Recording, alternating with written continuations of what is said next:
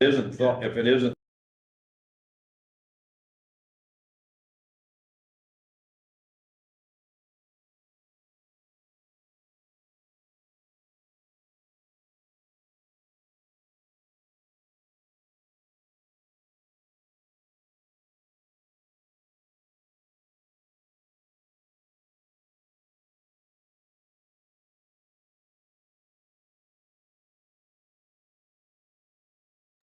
Pledge allegiance to the flag of the United States of America and to the republic for which it stands, one nation under God, indivisible, with liberty and justice for all.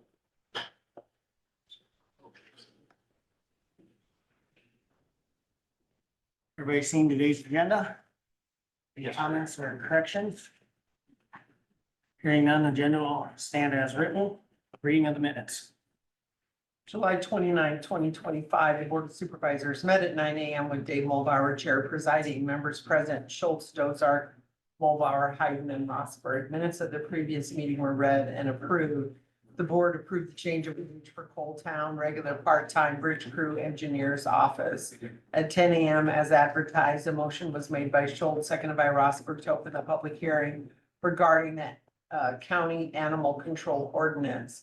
Motion passed unanimously. There were no written or oral objections. Motion was made by Schultz, seconded by Rosberg to close the public hearing at 10:03 a.m. Motion passed unanimously. A motion was made by Schultz, seconded by Hayden to approve the second reading of county animal ordinance for 10 a.m. Tuesday, August 5th, 2025. Motion passed unanimously. Motion was made by Hayden, seconded by Rosberg to approve a letter of support for Wesco Industries to increase bed capacity to 5 at 1102 North 16th Street in Denison. Motion passed unanimously. On motion duly old habits. A motion was made by Hayden, seconded by Dozark to approve the treasurer's semi-annual report January 1, 2025 through June 30th of 25. Motion passed unanimously. A motion was made by Rosberg, seconded by Dozark to approve the hiring of independent investigator for an internal complaint. Motion passed unanimously. A motion was made by Hayden, seconded by Dozark to obtain in new opioid class action.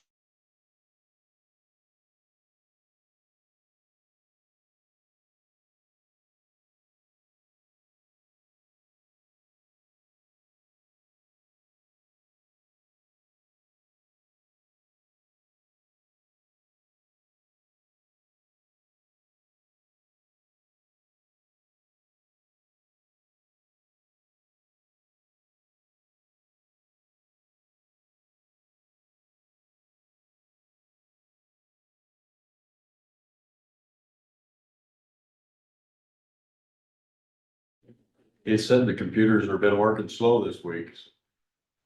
So I got an email, I'm sure y'all got. I think he's, okay.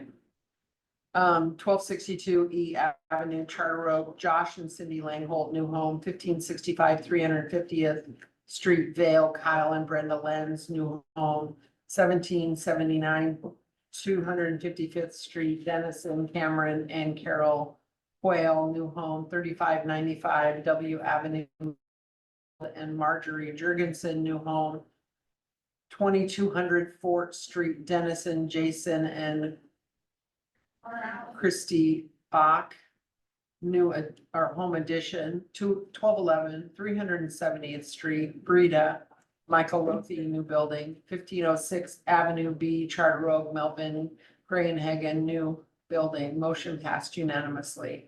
On motion, duly seconded, the board adjourned at 11:33 a.m. Agendas for the next meeting are posted and available at the courthouse on Friday, 4:30 p.m. preceding the next meeting. Any correction or comments on the minutes?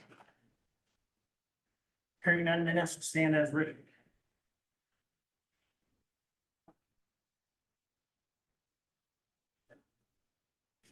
Thank you. Supervisor reports. Kyle. Just a few conversation in regards to the ordinance. We'll talk about that later. And that was a quiet week. Got a conservation board meeting tomorrow night. Hart. Meeting tomorrow, Fort County meeting tomorrow, Where's that at? the Fort County meeting. Yeah. Charter Oak Oh, at okay, yeah. the top. Starts at 11:30. Yep. Oh, that'd be Bar and grill. they're right on Main Street. Yep. That's in the community. You can really. Well, front doors for the bar, at the back. Reminder, Yep. Sure, you're gone, Gene will be gone. Well, I might have to go home and reevaluate my, Reevaluate. I got something going on tonight, but I forgot about you. So if we see a little smoke in the air over that way, It'll be fine.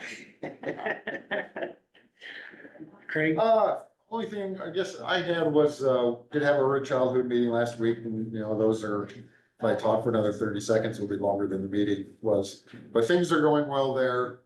They are looking at hiring a couple more, assistant. And I know they had some interviews last week, so hopefully they'll be able to do that. But financially, they're doing probably the best since I've been, serving on the board. They all got, you know, this county, city and school, new fiscal year, so they all paid. But it's the most, the balance, ending balance is the most that, like I said, they've ever had since I've been on that server. Good thing we put you on that. So that's good. Yeah. And the other thing I guess I'll just say is the reason I'm not gonna be attending tomorrow is we do have a in-person Doge meeting with the governor tomorrow morning, or tomorrow at 1 o'clock. And we're giving our final recommendations from our return on investment group will be presented, and all of the groups, the return on investment, the IT and the workforce will all be presenting their final drafts before it has to be to the governor by September 28th. We are done September 28th. So, hope you'll probably hear some, sure press will be there. So something will be in the paper or TV or something after tomorrow's meeting. did you find this pretty fulfilling? I mean, It's been, yes, it has been. a rewarding experience. It has Learned been. a lot. It's, I've learned a lot about state government, yes. Probably more than you wanted. But the perspective, I think that it's nice to have the perspective of county government. Even though my knowledge is pretty small since I just started. But, and the perception of that county government to people that are not involved in government at all. And that's what most of the people on the Doge committee are. They're mostly just independent businessmen, businesswomen, entrepreneurs. And their thought process and how things should be done or could be done. Versus sometimes when you're in government, constantly the same all the time. We've always done it this way. That's the way we have to do it. And I think sometimes some of our recommendations, if you want to call them that, are our feelings on paper. We understand it's not political. It would be political suicide perhaps to do some of the things that we're suggesting, but I think that it needs to be suggested because maybe there's other ways that it can be done other than what we thought. Maybe somebody else has got a different idea, but I think overall it's been the perspective of, yes, we can be more efficient. Our government can be more efficient, both on the local level, state level, certainly on the federal level. But hopefully, yeah, some of our ideas are going to take legislative action and put them in place, and that's where, of course, it's gonna get bogged down. So, but you don't know unless you look into it. exactly. No, be open, kind of what you find and things for people to realize is going on, whether you make the change or not, at least it's been. Well, right, that's why I think it needs to be brought up there. I mean, I brought up, just last week, the issue of severance taxes. And I brought that up, I said, just because, I mean, when you're on a committee like this, I just Google, how do states earn their money? And, what state taxes do some states implement? And 36 states have severance taxes. Iowa is one of 14 states that do not have any severance taxes. And most severance taxes are on oil, natural gas, timber, uranium, thing that you take out of the ground, you sever it out of the ground, therefore it got the term severance taxes. And, I'm like, why can't we take that one step further? And instead of taking stuff out of the ground, they're using our wind, they're using our sun, they're using our land to run their CO2 pipelines across, or the Dakota Access Pipeline. Why can't we tax them that way?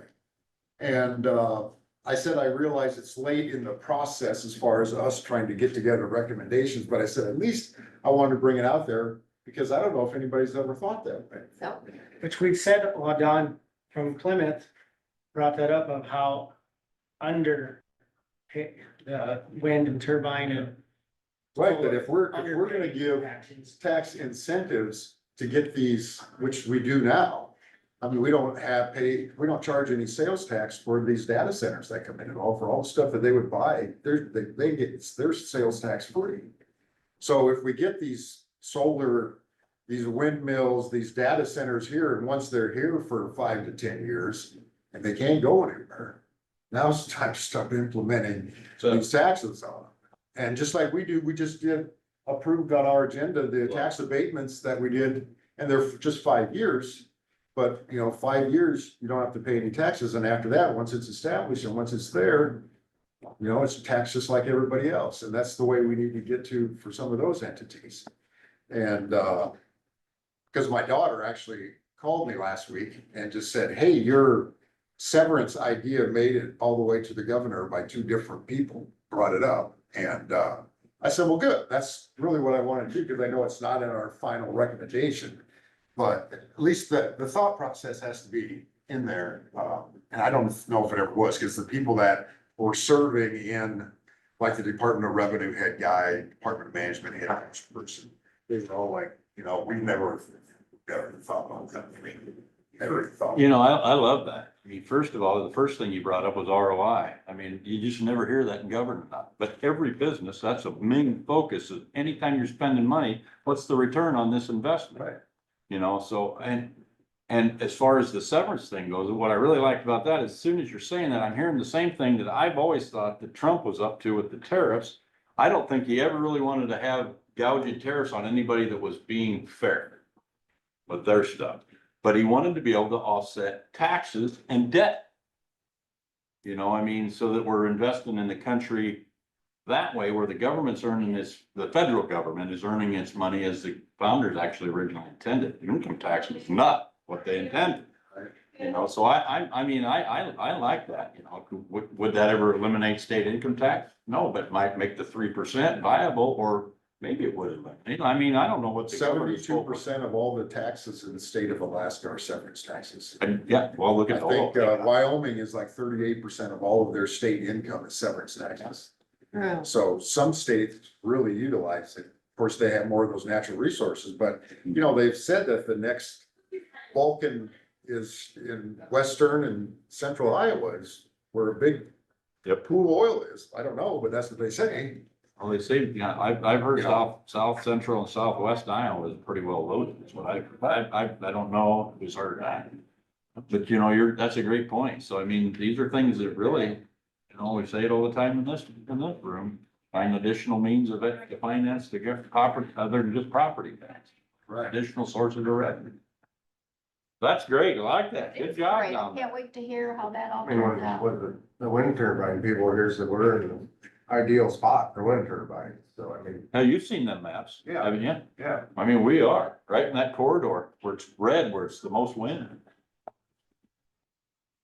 And that's Go why, down to Johnston and let's see what they're doing with corn, they also trying to get it to grow short. that's what induces those data centers to come to Iowa also, is that, those data centers, they're most east and west coast companies putting their data centers in the Midwest, and they have to report back to those, people that are investing in their company. If they're mostly investors from the coast, when they can use the terminology, but we understand we use a lot of energy, but we do it in Iowa, where Iowa has some of the percent of their energy that they raise from renewable resources is very high. Therefore, we are reducing our carbon footprint versus if we were getting it all from a non-renewable source. And it makes those investors feel happy, feel good. So I mean, Iowa, that's a big advantage for Iowa to have that percent of renewable energy. I just will take advantage of Well, that. The data I'd center. really like with them data centers, I'd really like to look into a lot deeper of getting like natural gas, electric, power stations within the state or even in our county. But also wherever we've got a ethanol plant. If that carbon is that good for cooling, why aren't we trying to actually, and them things need cool, they're just like our shower shelters. Why aren't we looking at cooling these data centers with the carbon off of our ethanol plants? I mean, then you're putting it to production. I mean, it's still gonna depreciate into the air like all carbon does, even the carbon that comes out of us, but still. I mean, you're not burying it underground, you're not having to ship it, and you're not any threats of water being used or anything, I mean, that can't be renewed right here. I just think that that's some stuff that we should consider too. If IDP thought it was gonna run their coolers back in the day, so, I mean, that's just something to think about. Glad you Never get to know. bring that all forward. That's a good point to bring up. Yeah, That's cool, though. I That's very cool. appreciate your efforts in that, Yeah. Greg. I really do. it's gonna be Thanks for interesting. being in there. Yeah. It will be interesting to see, I guess, yeah, what the public thinks of our recommendations or suggestions. Well, Or how it what, gets implemented, or if and what gets implemented. interesting to see what you all brought up, what actually made it to the table and what actually gets passed. How, Right. it's gonna be very interesting. But, we've had a Thank lot you. of conversation, even That's just a on the better wind go. turbines and how that deal was cut before they ever put them, we had no input on how those taxes would be We wouldn't established. have the opportunity to get them taxed at a better level for the state. It was still shot down. Right. So, I got this, how government works, exactly. Just, what sounds good on paper don't always play out, but it's, it's worth a shot. Gotta try something. You say it enough times, it happens. Everything great? Yep, that's all I got. Good stuff. Real quick, all I have is, we do have a couple applicants. I talked to Kurt Miller, he's been emailing me, I reached out to Beth Winquist and Zach last night on an email. I started setting up some interviews here shortly. I was wondering if we shouldn't have been a little bit early so that he doesn't get cut short because of our public hearing, because we're always cutting him short. And I don't really have a whole lot either because Okay. it's just that time of the summer. We sure can, let's We can, we'll get through this, right point, we can get done early. We haven't got to tie well, I it. didn't have well, he always gets cut short because of the public hearing, maybe he could have a little bit more time to update us, but I had no official meetings. I don't know if it's worth bringing up, but we had a huge, overflow, with the septic system over the toilet over at Public Health. Are you aware of all that? And they had to take the toilet actually off to find it. And they found, the brown paper towels in and Yeah. Been resolved, I think. I think that was brought to my attention that maybe we should do away with paper towels because you can tell people not to, but if it happens Hand again. dryers in there. That's what kind of was brought to my attention, and we'll bring it up in public, our public health meeting, which is on the 18th, but just kind of letting you know that was quite did you actually go over there ever, Terry? Okay.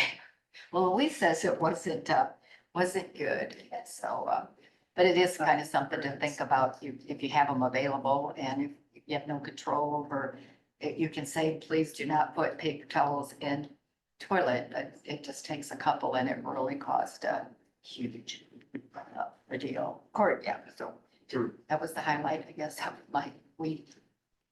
It's pretty sad, I know. If they gotta go to hand dryers and then they have to mess with trash and everything else. And it's, more sanitary, actually, they say to just do that, as long as you get the thought process was is they don't like that hum sound, and I don't think ours are that loud downstairs. But just something to think about that might be coming down the pipe. It's not anything that's gonna, but if we have to keep digging up it's gonna be more expensive than just putting in a hand dryer. Snake it out. And you don't have to purchase the towels anymore. The trash would be less and the probability of somebody accidentally or purposely putting brown paper towels in the toilet becomes, so just an issue we might have to look at in town. Otherwise, things are going smoothly. No news is good news. Dog ordinance, I had some conversation with folks about that, but we'll talk about that when it's time. Good, try. Yeah, that's about all I really had is, people contact about the dog ordinance and, I'm glad they are. and more favorable than unfavorable, but still questions on details, which Yep. we can talk about, but, I mean, I had a busy week, but it was away from the courthouse stuff, so I didn't have any extra meetings or anything. State fair? State fair, getting ready for that, new fair food at the pork tent, so it was interesting, we tried to, we've got an open air area outside to the west of the tent of the building.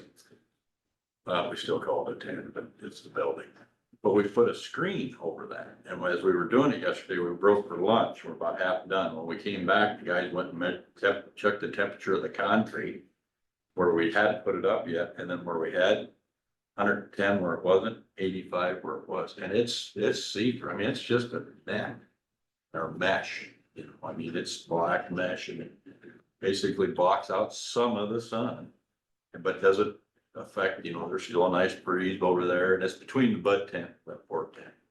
And, boy, it made a hell of a difference. It really was nice in there. So that'll be a nice improvement there. 'Cause summertime, people like to eat outside, when they're at the fair in particular, but gets dang hot over there, 'cause it's on that, when you get to the noon, then the evening sun, that was always kind of a bugbear over there. But, well, we figured out a way to, Dave and them came up with a way to do that, so we put that, that's pretty nice. In any event, that's fair stuff, but looks like it's gonna be a good fair. There was a lot of stuff going up and some new structures that I hadn't seen.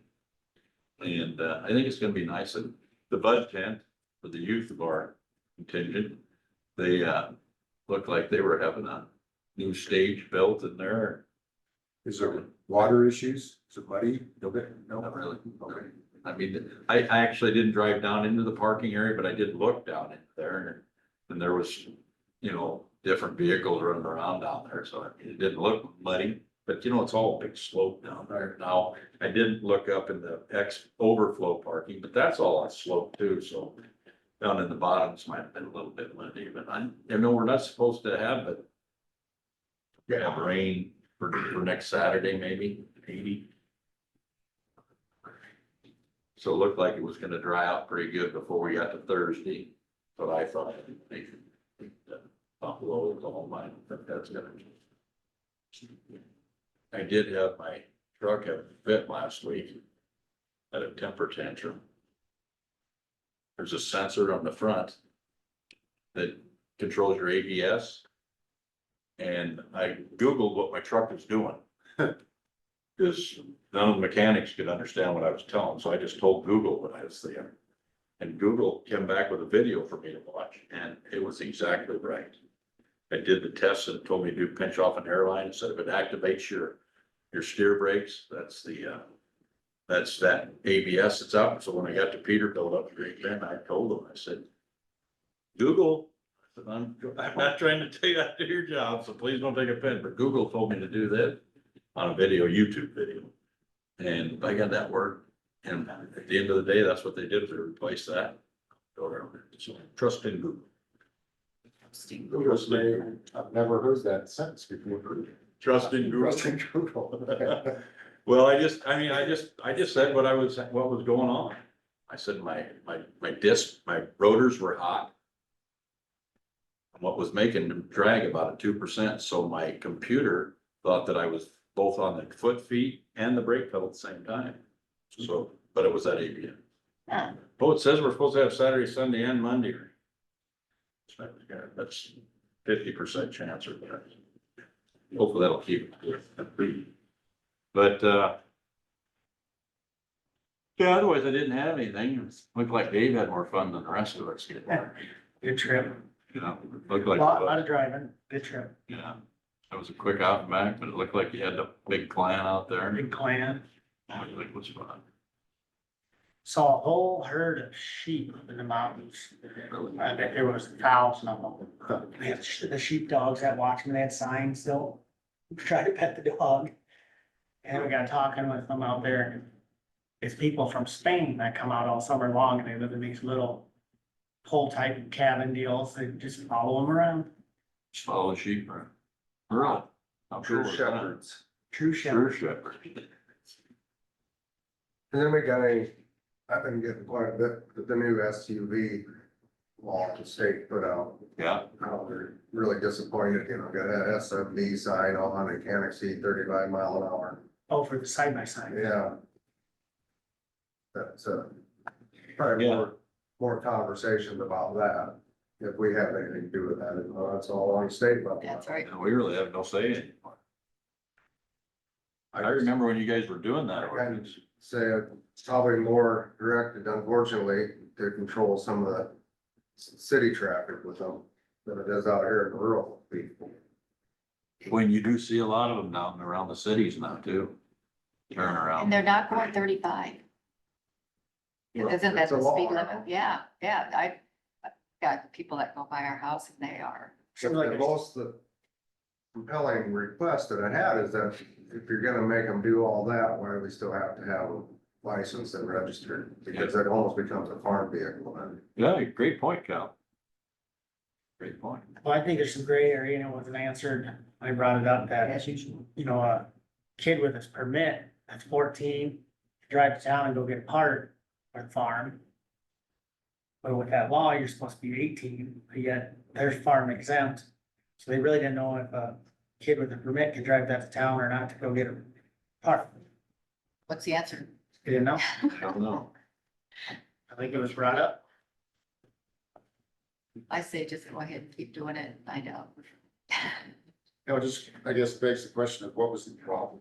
Yeah, Well, what's, That's the only thing I could come up with, is it must have been a problem in the urban areas, that, cause I never noticed it to be a problem around in the rural areas. and to have to put a slow moving sign on it, Yeah. you know. To me, it's kind of you're slowing traffic down on a Yeah, public roadway, that creating makes, more problem.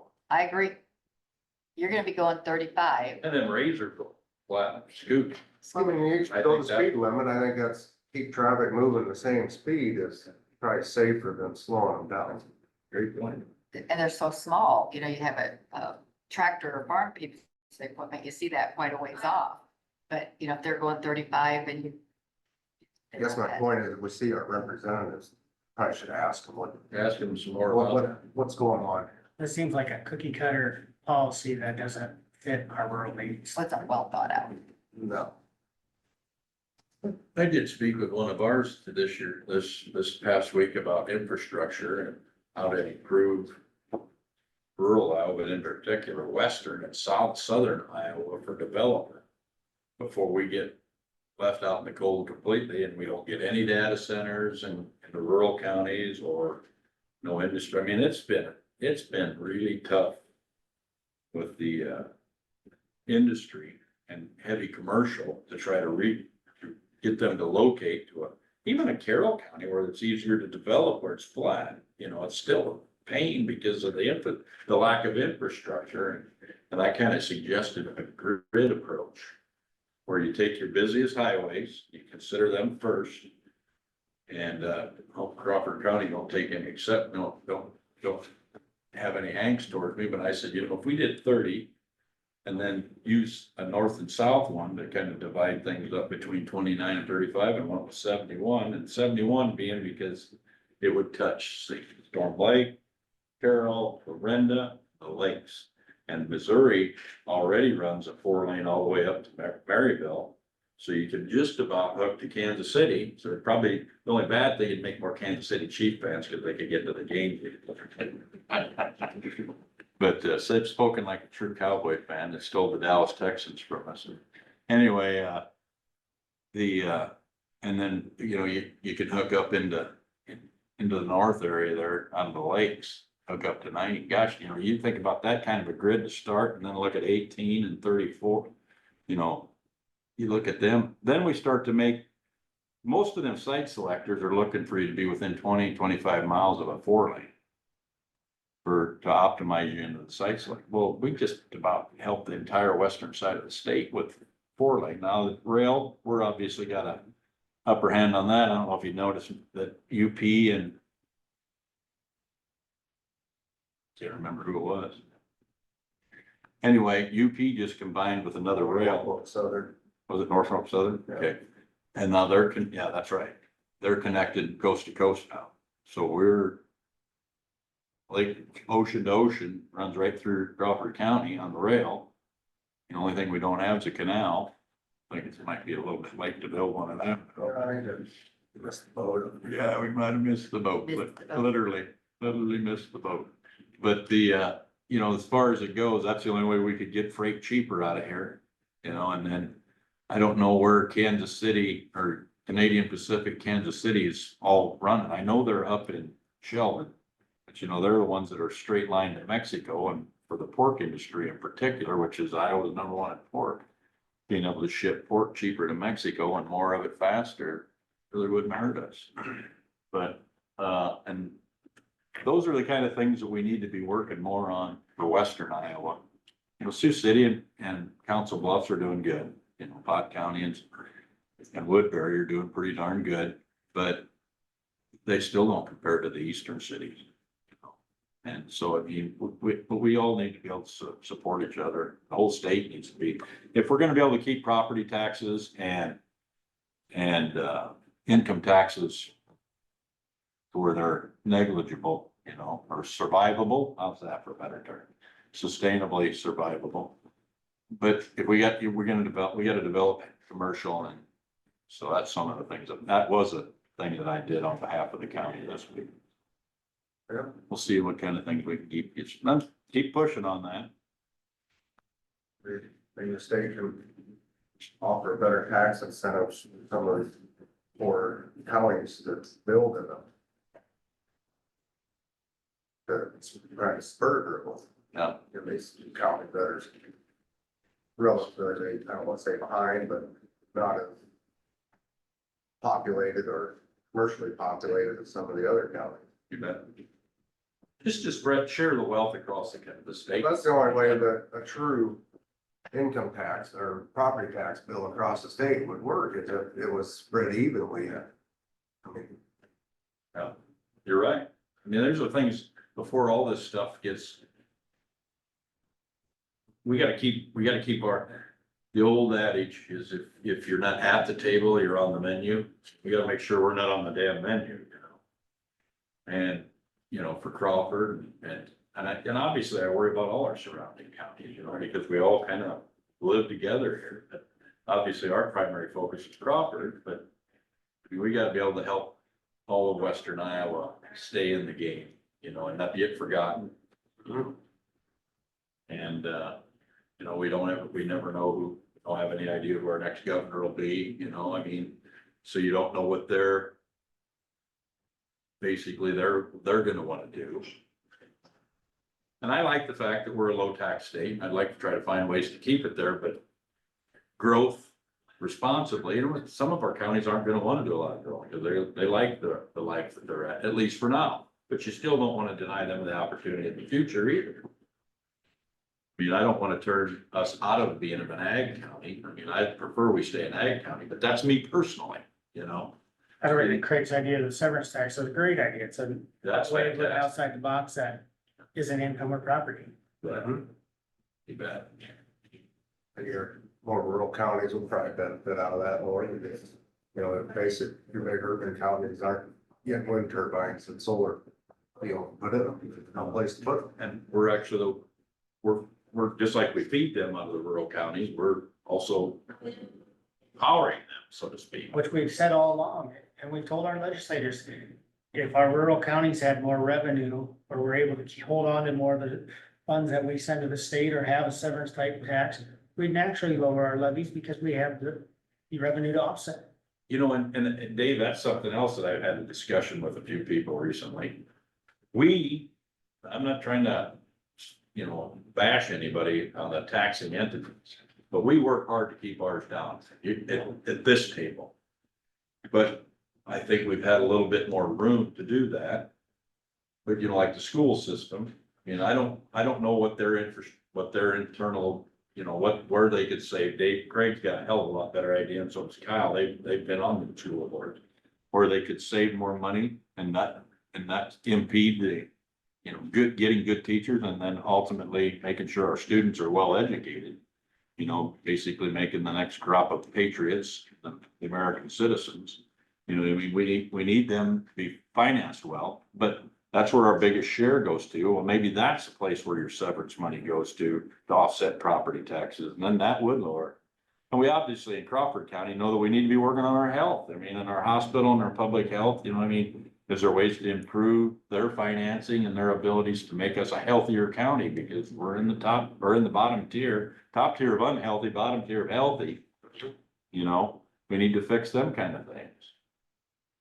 I don't know, there's different things that we need, different ways we need to find. So I like that severance idea. It's just a matter of how they would spend that, Yeah, excellent points. So anyway, Craig had made them comments, and I remembered having some comments this week, or conversations this week about infrastructure. That's where we really have to. I actually had somebody brought up about spending, and I don't mind spending if we're getting the ROI. And I think that our citizens would be the same way if they see a good return on that investment. I think that them are the things that we really got to focus on, at least at this table, to try to push those agendas.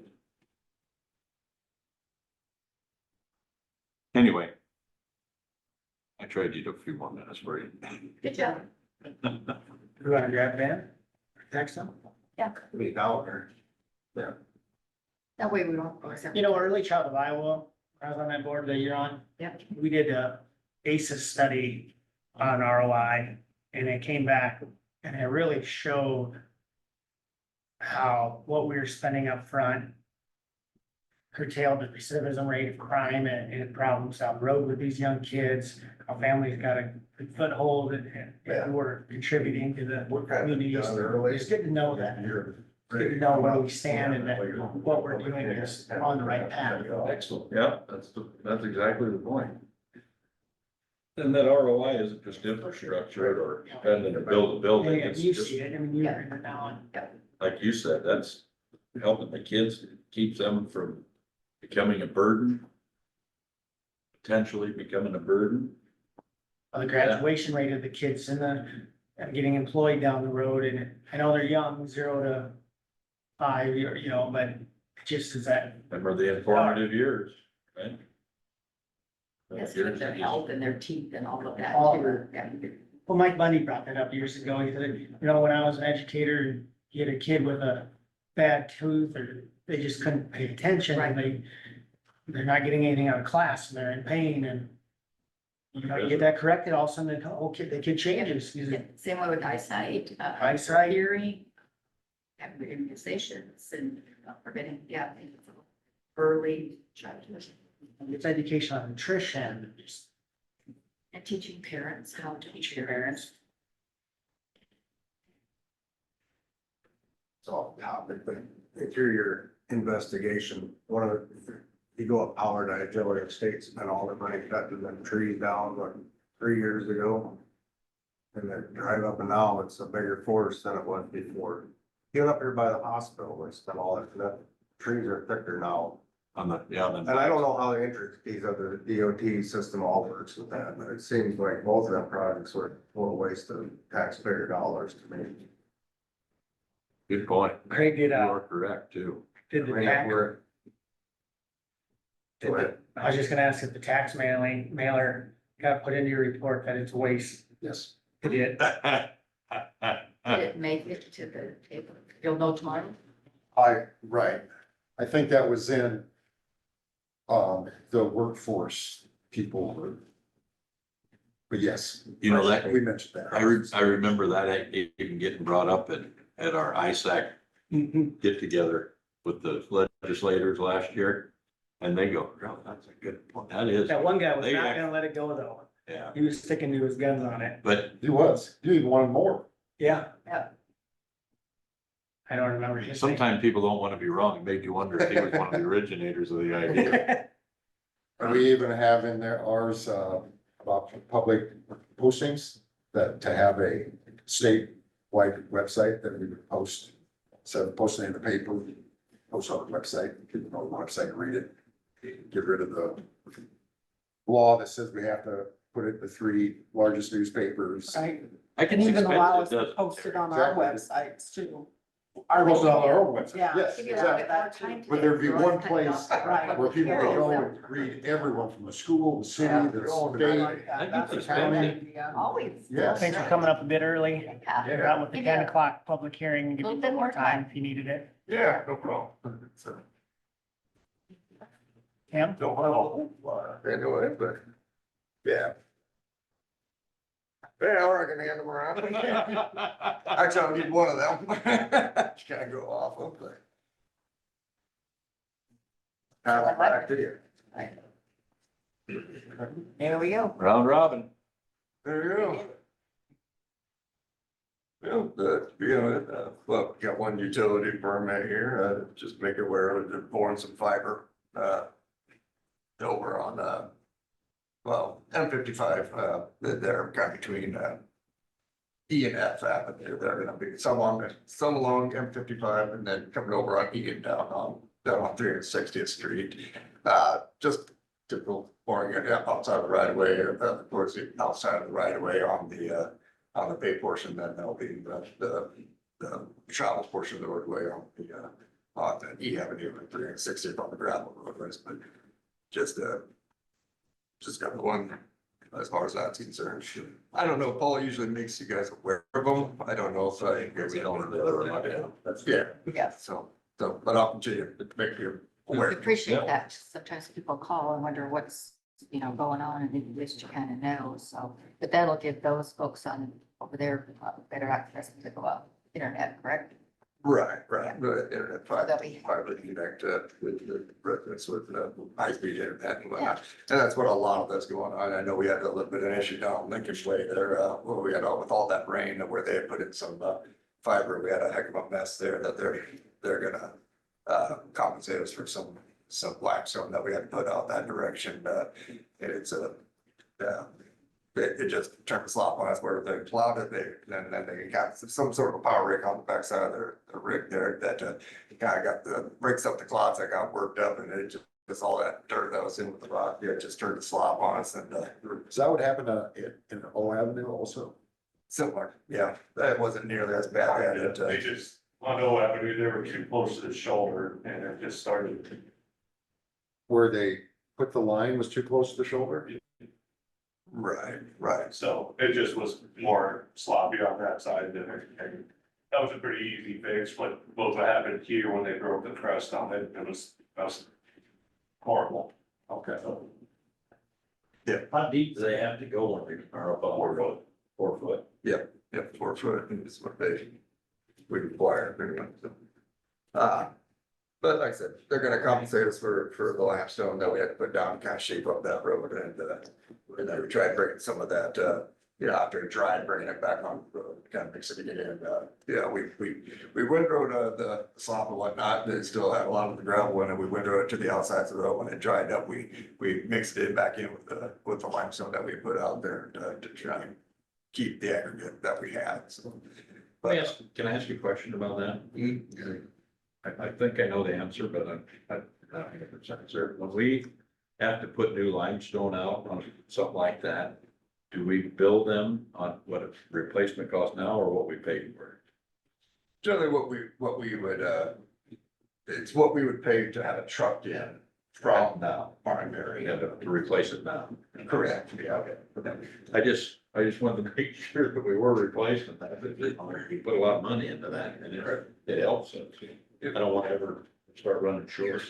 A couple times a year, we kind of visit what our limestone prices are per ton. They usually give us a quote of what their prices are for the year.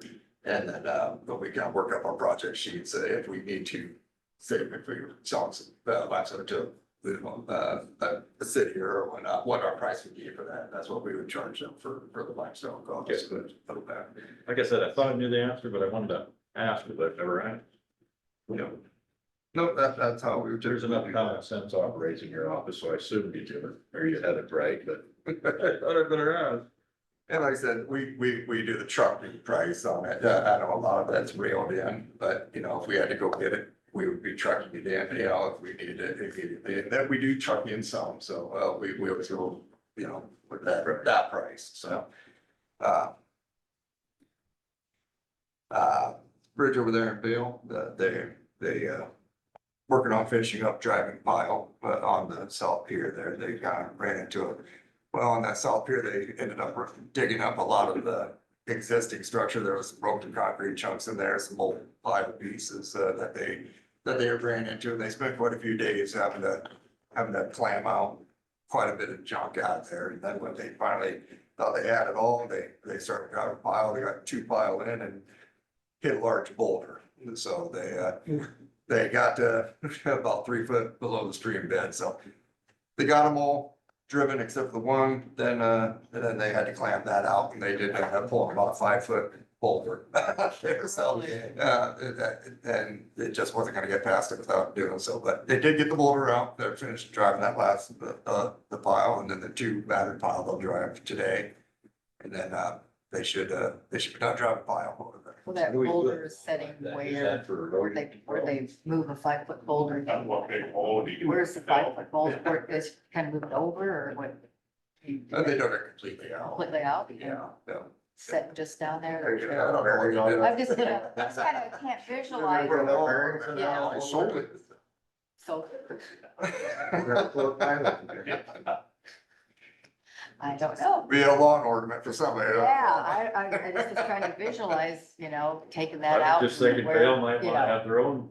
Where do you route. set it, or I don't- move it over? Not sure where those I goes, just- but. Lee, I would wonder where that went, yes. But, like I said, they've kind of run into some delays on their driving. But, and initially they were set to possibly this week, bring in and set some beams, but I think that's gonna get delayed. They still gotta get the riprap, placed underneath, before they do that. And they're shaping up and getting geared up to place some riprap, for this week, before they set them beams. So Did you see the boulder? you see them. Did you see them? I got a picture. Good. I just wanted to make sure it wasn't Jackstone. So how are they doing on their timeline? I guess I've lost track of when they're supposed to be done with the project. They've got 120 working days. I believe last week when I had that meeting here, I believe they were right on the 50-day mark. And they did run into, because of the broken concrete, that they are requesting a few additional working days. Some more. That's not typical of what they would run into construction, it's man-made stuff in the hole. They do request that they compensate, you know, for the time that they had to spend digging that out. And that we figure out too. Now, this boulder, you know, being a natural source, you know, might buck a little bit on, you know, if they have any time involved in that, but we'll see. It didn't delay them that much. They were able to drive all their other pile and then they were able to come back, clamp it out after they had the structure taken down and get out of the way. But they had some additional time involved. But that's where they're at with that. I anticipate possibly next week, maybe next week, them swinging some beams, but we'll see. Time will tell. And yeah, I guess I've been a bad judge of, you know, time frame. You know, like a DOT project, last I talked to them, they told me 5 weeks, and I'd see on you know, the radio station, they must have talked to them, they think it's gonna be into October, so. That's a lot different than what they have told me, so I guess I don't know where they're at with that project. Or where the delays are coming from there, but whether related or worker related, I'm not sure, so. Yeah, get the phone call about that, do it, run our project, we're still in. Yeah, we're gonna get those calls, though. So, Well, our roads are getting beat up because I'm sure we're gonna keep getting. yeah. And, they've been good about as far as keeping the oil out on the road. They re-oiled it last week, I'm trying to keep the dust down on there. If it keeps getting extended out, I'm sure they'll continue to put some oil down for us. That's good. You know, I'd rather it Time be to done, stop but that though for winter weather. I mean, at some point in time, I have to say, no more oil, because it start freezing and thawing and create a bigger mess. yeah, that'll be interesting. However, I talked to them a little bit about that, and they feel the effectiveness will worn off so much, you know, with all the high travel and that it really shouldn't be an issue in the winter, but yeah, we'll see. That'll be a good test scenario. So Might owe us for a little extra white rock. possibly, I'm not sure what the DOT is able to do in that respect, but we'll be talking to them, great group, they're still down on 240th Street, they got about a couple weeks there, I suppose, and then from there, they're gonna move up to J Avenue, by Doles, up there, just, east of L51. And, they've got a good month or better on that stretch of roadway. I know there was a question as far as on that intersection, 170th and J, kind of fixing up on that intersection. We talked about that a little bit. We got a bridge just down the hill, or a culvert, sorry, just down the hill from that needs some work too. I think we'd like to do that intersection and that culvert kind of at a different time, where we can work at them and work on a tangent, because we'll need some dirt where we're gonna do that, where we're gonna do that culvert. And if we can get it from that intersection, we'll do some work on that. If everybody's agreeable, that'd be a good time to do it, but it might have to be a next year project. Just have to get the crews back in there. So, but, that's kind of how that's playing out. We're gonna grade where we were initially anticipating and possibly go back and do some work on that intersection. So, That's a nasty intersection. it is, it does need something done. It just, I've had the frame of the semi trailer stuck between the frame of the tractor on that intersection. Just so hard. That's a problem to get back apart. You learn how to turn on that intersection real fast. like I said, we would like to do something at that intersection, just, we're not really geared up. I think a better time. I just know asphalt brought it to my attention, like, if they're in the area, they can fix that while they're in the area. If there's a better plan, there's a better plan. Well, like I said, we'll take a look when we're there. Maybe we've got permissions from every, that intersection. Maybe we'll just sneak over there and do it. We can find the dirt, put that culvert, another somewhere else. So we'll take a look at it. Let's see. Bridge crew, they're gonna be working on a couple of large diameter culverts. It's still gonna continue putting in some culverts here. Seems to be the summer for that. And, down on 200th Street, down by Cremines down there, down to down south end of the county there. Just got a couple of large diameter culverts that we're gonna put in there and then they might be doing some highway bridge patching. They've got a couple spots that they wanna address, bridge deck patching. They got a couple pallets of bridge deck patching material, or bag mix, from Silver Line out there that we're gonna use to, in those areas. And I believe we've used similar product in the past, but just from different vendors, so. But that's the plan, fix some bridge deck patches.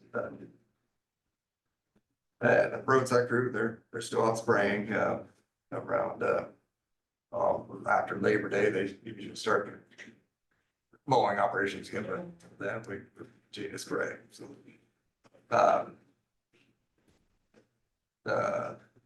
Discussed with you last week, the large multi-plate, field multi-plate, we do have a survey and finalizing the design on that. We're gonna get that sent out, hopefully by the end of the day here. For the twin 9-foot diameter pipes to replace that structure. And let's see what kind of time frame we're looking at for getting that material in, but hopefully getting it in yet this fall, hopefully before the thick harvest. But it'll be close, so. fall application of dust control for everybody. That second application, that will be going on next week, just FYI. And we'll have a fall auction. We got a couple of items that are going down to fall auction there, just some auction. Just a list of what we have currently.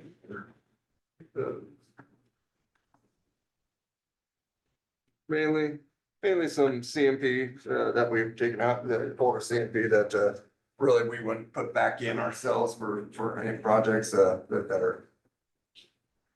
Thank you. And there's a couple larger ones, like 60-inch diameter, that somebody would find a very good use for. It's just something that we wouldn't put a 60-inch diameter, old over in anywhere if we were gonna replace something of that nature.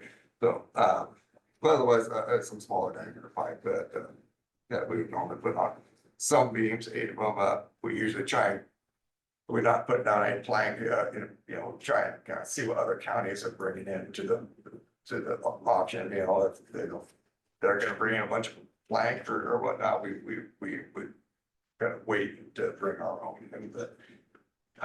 But the big thing, of course, sell the 2013 Tim Maxwell truck at the auction, and hopefully we'll get a good price on that. So that would leave our fleet to the 6 mainline Tim Maxwell trucks that, I believe the oldest one in that fleet would be a 2021 truck.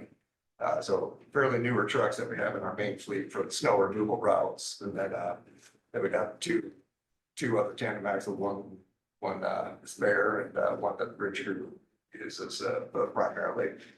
Any and all of them would be able to be suited up for snow removal should you have issues with any of them. So that's what we would have. Do you have a minimum that will take on that 2013 nap? I don't know if we were really ever set a minimum Okay, on them. We've always been very happy with the Okay. results that we've gotten. I know we kind of went a different direction in the past, but it's better than Purple Wave. Yeah, that would be the other direction that we've gone in the past. you tried that. And we're overly happy with the results from that. And we've always had very good luck, with the auction, the fall auction down there. Okay. There always seems to be a lot of interest. They advertise out very well, and Just we've always stuck with it. we want to get stolen from them. Right. I think in general, our stuff always goes fairly well down there. Alright.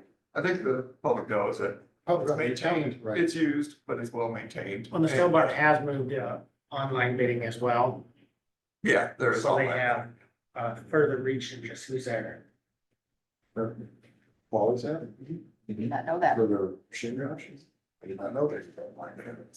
Anymore, I think that's about the direction everything's going. And that's the direction certain most are, but I mean, So it gives additional bidders. they don't do that for the livestock sales. We put that on our website, That one that does. people could go there to look at what we have, that, because people are, it's another way to put it out there on our website to check this, all the options, see what's going to be out the auction. That would think. So yeah, don't have a whole lot going down there. Of course, the dump truck is the bigger item, but other than that, it's just trying to clean up the yard, things that we're not gonna. Things that we don't need or need out of our way, so. And then, of course, I did get a mention last week, we did take delivery of the Max semi truck, our new semi truck that Brandon. 2025, It is 25, yeah. it has 15. Oh, Are we taking on? Out of You're 15, older one that's a than the older 25. one. All right, very good. I assume so. Right by the two. Well, just for the record in the book, New New was. holdover. Right. New was, yeah. it's okay. But it's not, Job around a lot. trying on the shovel for the water, you got to put on wet kit on it yet, but aside from that, that'll go to Brandon, he'll keep driving that one, it'll get passed down, so. That's all I've got. Good, perfect. And if Right you on. guys can remind the public that this is actually the first full week that we've been able to get motor graders out on the road. So when you guys get complaints, This is the first full week, month and a half that we can get motivators out, Nice. so. Good to know. Hopefully, knock on wood, everybody gets over their route at least once. Got the gravel haul and No, just rain, the weather, rain. rain and weather, Rain. it's just, We got some issues out there, some edge running, or, you know, washed out in the edge of the road. Been a while since we've had a year like We've that. had some rain. so we just, gotta be, some guys are really, really trying to get at it, really hard, so. We just gotta get on time, roads haven't seen this much water in at least 5 I years. gotta say this, I noticed that the other day driving around that we haven't had the rain to show the problem areas for like 4 years, so. Yeah, and July was the wettest July we've had in record, so. Yeah, yeah. Unusual. Quit, I hate to say it. We've had a few questions too. Said, well, we can't go out, why it's raining. Oh, No, that's good We got news. rain yesterday. I had an inch yesterday morning. then it is 10 o'clock, so. Got your Appreciate you little guys coming out. extra Hey, money. Come up early. Keep up the good work. I would think so. Saw him leave a little bit ago with the briefcase and stuff, so Well, we can open up a public hearing. make a motion, we open the public hearing. Motion at second, any further discussion? Hearing none, all in favor, say aye. Alright, Chair votes aye. We are in our public hearing for the second reading of our animal control ordinance. I have, You here for that? No. I have a clarification that needs to be made from one of our citizens. They're wondering if, the dog is impounded, do they need to be caught off the owner's property? What if they've been running at large and back on owner's property before enforcement arrives? Well, I think that goes back to what we had talked to with Randy. It was, he suggested that he puts cameras up so that they can prove it. So, if they don't have a camera, but you just absolutely still have the feathers in their mouth, but they're back on the owner's property, can they still impound them from the owner's property, or do they have to be? And it's kind of a vague question, but I can I understand. think you'd have to have some type of Has to have that camera. evidence that they were. Okay. And, Feathers might be, yeah, sound like a good thing, but. Might be an incriminating piece of evidence. And you have to legitimately able to show that. So it's not a he said, she said. that's kind of, but that's that gray area there. prove it. Yeah, so the camera is really gonna be the best way to go. And I've just had on section 2, number 4, where it says control means an animal is secured by a leash or lead, confined in a fenced area, or is restrained in a home or vehicle, or is obedient to a responsible person's commands within a reasonable distance from that person, and such person has in their possession a leash or lead appropriate to control such animal. So if somebody's walking their dog and they're not on a leash, does that mean the person has to have a leash in their pocket, a leash around their neck, a leash on their person somewhere? Or if I can control my dog by commands, I don't need a leash. I can just walk without a leash. And that's what I was hoping Colin was gonna be able to Yep. clarify, because what is leash or lead? What does the lead mean? Is that just a collar where I can walk up with my hand and grab him by the collar and hold on to him? Or what does that mean? I want to see calls over. it. So, or what his intent was, I guess, when Colin wrote that. And it doesn't seem that difficult to remember to just take a leash when you're walking your dog, out in public, but that has been something people they're not used to it. It's new and they don't want to have to do. Because the individual, I guess, also just said that, I think, and they weren't 100% sure, and I don't know either, if the city of Denison, that's how the city of Denison reads, that as long as my dog is under control, I don't have to physically have a leash in my pocket when I'm out walking my dog in town. And that would be that situation where your dog normally listens to you, so you don't have a leash and it happens to attack something. If you had the leash, are you good? Even though the dog didn't listen, that's kind of a little bit of a gray If you area. just have your leash in your pocket and your dog's walking beside you and your Uh-huh. dog takes off, Uh-huh. I don't have the leash on it, the Right. leash is in my pocket, Right, it's not right, doing any right, good. right. And normally the dog comes back. Right. There's just some reason that this dog hasn't, But if you have the leash with you, because it says, as long as they have to have it attached to it, you just have to have it with you, so, Unfortunately, that's. yeah, Okay. I So, thought. I mean, We don't have to approve them, it's just No, the second reading. And I think that'd be it's my great suggestion, that every make single notes of time these it gets questions. out Yeah. there, it opens up a new question. My bigger. And that's question- good, that's why we wanted it out That's there. exactly right. The bigger question that I had, mostly were the smaller communities wondering if our ordinance would be in there. And I said, your city ordinance is going to be. And they could surely adopt it. Yeah, I just gonna say absolutely. that. That's exactly what I said. You can, use this as yours if you like what it says more than, it's time everybody probably revisits their ordinance and even see if it covers the things some people didn't even know if they had one in their smaller communities, so. So it was good to We get can that take out. no action. So it's a second reading and Right. Yep, I What is the board, what Craig was bringing up, what's the board's opinion on this, having to carry a leash if your dog obeys commands? I mean, like, if I holler at mine, I got contacted about the very same thing. And, if I holler at my dog, like Maggie, come, she comes. I say, by me, she comes by me, she might wander yet a little bit, but if I'm still walking, but. So that's my leash. However, it's like I brought up earlier. If you, have another dog out there, somebody's walking another dog, and this is a truck, they say earlier, this is even way, way back, weeks ago, a month ago, I remember. When I was out at a truck stop and let my dog on the grass, but I seen another guy had his dogs out, so I put mine on a leash. Just for safety's sake.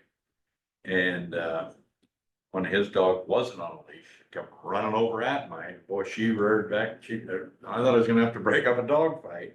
Well, if that's the kind of case, see, that's the worst case scenario thing, That's but worst that's case what the scenario. ordinance is designed for, is worst case scenario, not best case. So that to me is something we need to think long and hard about. I mean, you could say, yeah, you don't have to carry a leash, but then if something happens, you're liable. But if you think you're secure without a leash, but I mean. You can't control the other activity, whether it's a person or another dog. I mean, I remember Pete Wellner one time kicked at my Chihuahua, so she chased after him, I mean, and, she was running at him to begin with, so that's, but it created more. So I mean, I've never let her out the door again after that without being hooked on a chain or on a leash. That was when I lived in town. But, I mean, that to me is something we gotta really contemplate. I mean, is it good enough to say it's gotta be under your control? Right. Do we need to add the leash part? So does that mean no collar, has to have a collar, have to? Well, that's my point. That's why I'm asking you guys, what all five of us think there. Well, under control is definitely what it's all about. Yeah. Well, so every situation is gonna be different. My dog's a hunting dog, and sometimes when he gets on it. Yeah. Our trail is Most gone. of the time. I think back to the conversation when we originally started, I thought, and we just need clarification, Colin stated that if you can control your animal by, I mean, it states tigers and stuff too, but you can control your animal Right, without a leash. But that's control, control. I think that's the goal, and it would be How a shame. detailed do we need the ordinance? Right. Is I guess the question. Right. We'll just have next week, make sure All right. it's here. Sounds Get good. it back on the agenda for next week for our third reading? I think so. We get more questions as time goes on, because every time it's out there, it seems like. All right, Okay. we have a hand up. So that's turn around, look, see if I can hear it. Make a motion to close the public hearing. Craig, second. All in favor, say aye. Aye. Chair votes aye. We're out of our public hearing. Move on, discussion. Let's make a motion to consider this second reading, schedule the third reading for next, Okay, good point. I'll second that. August, well. Right. Sounds good. Motion and second. You were the motion? And Gene was second. Further discussion? Nope. Hearing none. All in favor, say aye. Aye. Chair votes aye. Right. It's good to keep that moving too. Yep. So that, the third reading, I guess that's the either Take action, no's or no goes. Yeah, right. Right? right? Okay. I will let my folks know what's going on. One more reading. Susan. Up to you. Oh, that's great. Good morning. Morning. Good Morning. morning. Well, thanks for coming. Nice to see you all. I'm Suzanne Watson. Thank you, Jean, for inviting You're me. Jean called me welcome. up a few weeks ago and said, hey, let's talk about what's going on with the close of the regions and the start of these new systems. And so, Yeah, how's it going? okay, it's going. I can honestly say, I mean, I've worked for Potawatomi County for, I don't know, I've lost track, 33 years now. This is the hardest transition I have ever been through. So it's, Because just logistics or, there is just so much to do. Everything's changing all at once. 10 years ago when we went from county-run systems to regions, that was simpler. We were just bringing together people who already did this sort of thing. Got our policies all lined up, figured out how to make it work as governing boards, and now we're directly answering to the state. And nothing is really the same as far as what regions did. We don't have the same rules to follow. They're still kind of developing it as they go. July 1 was a very quick turnaround time. So, so it's been a little bit busy, but I'm gonna take a vacation next week. So All right, well, good. whether or not I should be taking I a hear you. vacation, I really need You one. really So, need one. Yeah. As far as, For your own mental health. for my own, for sure, yes. I Yes. agree with that. Yeah. As far as, my whole purpose at this point Yeah. is kind of Crawford County and what changes we're gonna see as far as, who do we call? What's the turnaround time? Is everything gonna be telecommunicating? Is somebody still gonna be able to, our goal has always been to, you have somebody escalating and the sheriff or the police don't know what to do and they either take them to jail or to the hospital. Yeah. And we work so hard to not have that be the answer for folks that just need somebody to understand and Yep. get them, maybe they didn't take their right medication that day and if they don't need to Yep. be in jail, and they don't need to, the hospital doesn't. So that's kind of what I'm trying to gather. Yep. How is that gonna look for Crawford County? Yeah, so let me kind of, I guess, explain some of the differences now and Okay. what pieces, who's in charge of what pieces now. Appreciate 'Cause that. It all has changed. So Suzanne, who do you work for? So I work for Potawatomi County. Okay. So we applied as Potawatomi County, for the two districts, for District 1 and 4 on the second page of the map. So we decided there were other disability access points, this is what we ended up being, who applied through their regions. And we decided not to do that because the region wasn't gonna be the same counties. And I think those regions that did that are now struggling with how to move forward. Like it's been pretty difficult. So so I used to work for the Southwest Iowa MHDS region. And we were all, the last 3 or 4 years, we were all Potawatomi County employees because it just became a lot easier than having 4 different county employees. It had become very difficult. So we already had full staff of folks working for Potawatomi County. So we left it that way, applied as Potawatomi County. We will be known as the Western Iowa Services Collaborative. Most people won't know that we work for Potawatomi County. That is not the important part, but you guys know as boards of supervisors how staff really want to continue to work for counties and appreciate their counties. So that was one way we were able to keep some of the best staff. And so Caitlin This is area. an employee of Ottawa. So Caitlin Bishop, who used to, out of Buena Vista County. She is now working for the Western Iowa Services Collaborative. She is an employee of Potawatomi County. We also brought Lisa Bringle, who worked in Cherokee. She came over with us. Good. Yeah, and then Cheryl Oldenkamp, she lives in the Sioux City area. Back in the day, did targeted case management, when our targeted case management days was counties. And then she's been a guardian for the last 5 years. So, she's come aboard in the Woodbury County area. And then we have one of our employees that, was our data person for our region. She happened to move to South Dakota, right on the border in the most northwest corner. So she's taken on, an area up there. So we have 7 districts and 4 regions. No, so we now have 7 districts. That's it. Period. Yeah, and we, Western Iowa Services Collaborative are over District 1 and 4. So You we've say got, over. What does that mean? so we are managing District 1 and 4. Okay. So this map is the same. So there's two things that happened with this change. The behavioral health administrative service organizations, there was 2 RFPs that came out last year. One was for the behavioral health ASO. And one was for the disability access points. We applied for both. They gave the behavioral health ASO to one agency for the entire state, Iowa Primary Care Association. So that is, there's still 7 districts, but there's one organization over all of those.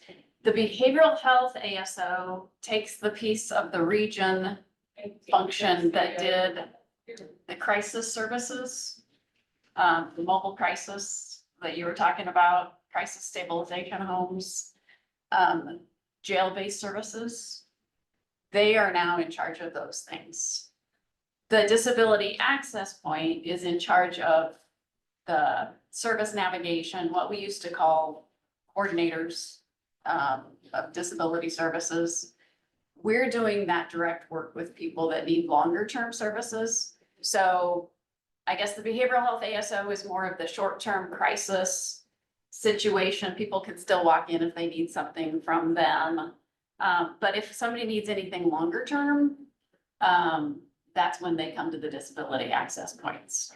So, we've also broadened out from mental health and disability services to all physical disabilities.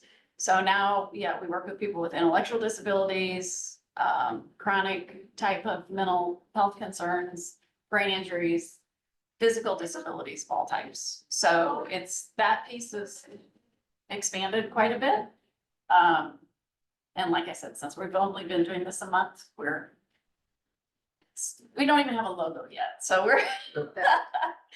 we weren't really learning what we got our contracts in April and have been trying to pull over all the people that were receiving services from regions, so we didn't lose anybody. And that was our biggest thing, is we don't want to lose anybody in this transition because people are so confused, providers are confused.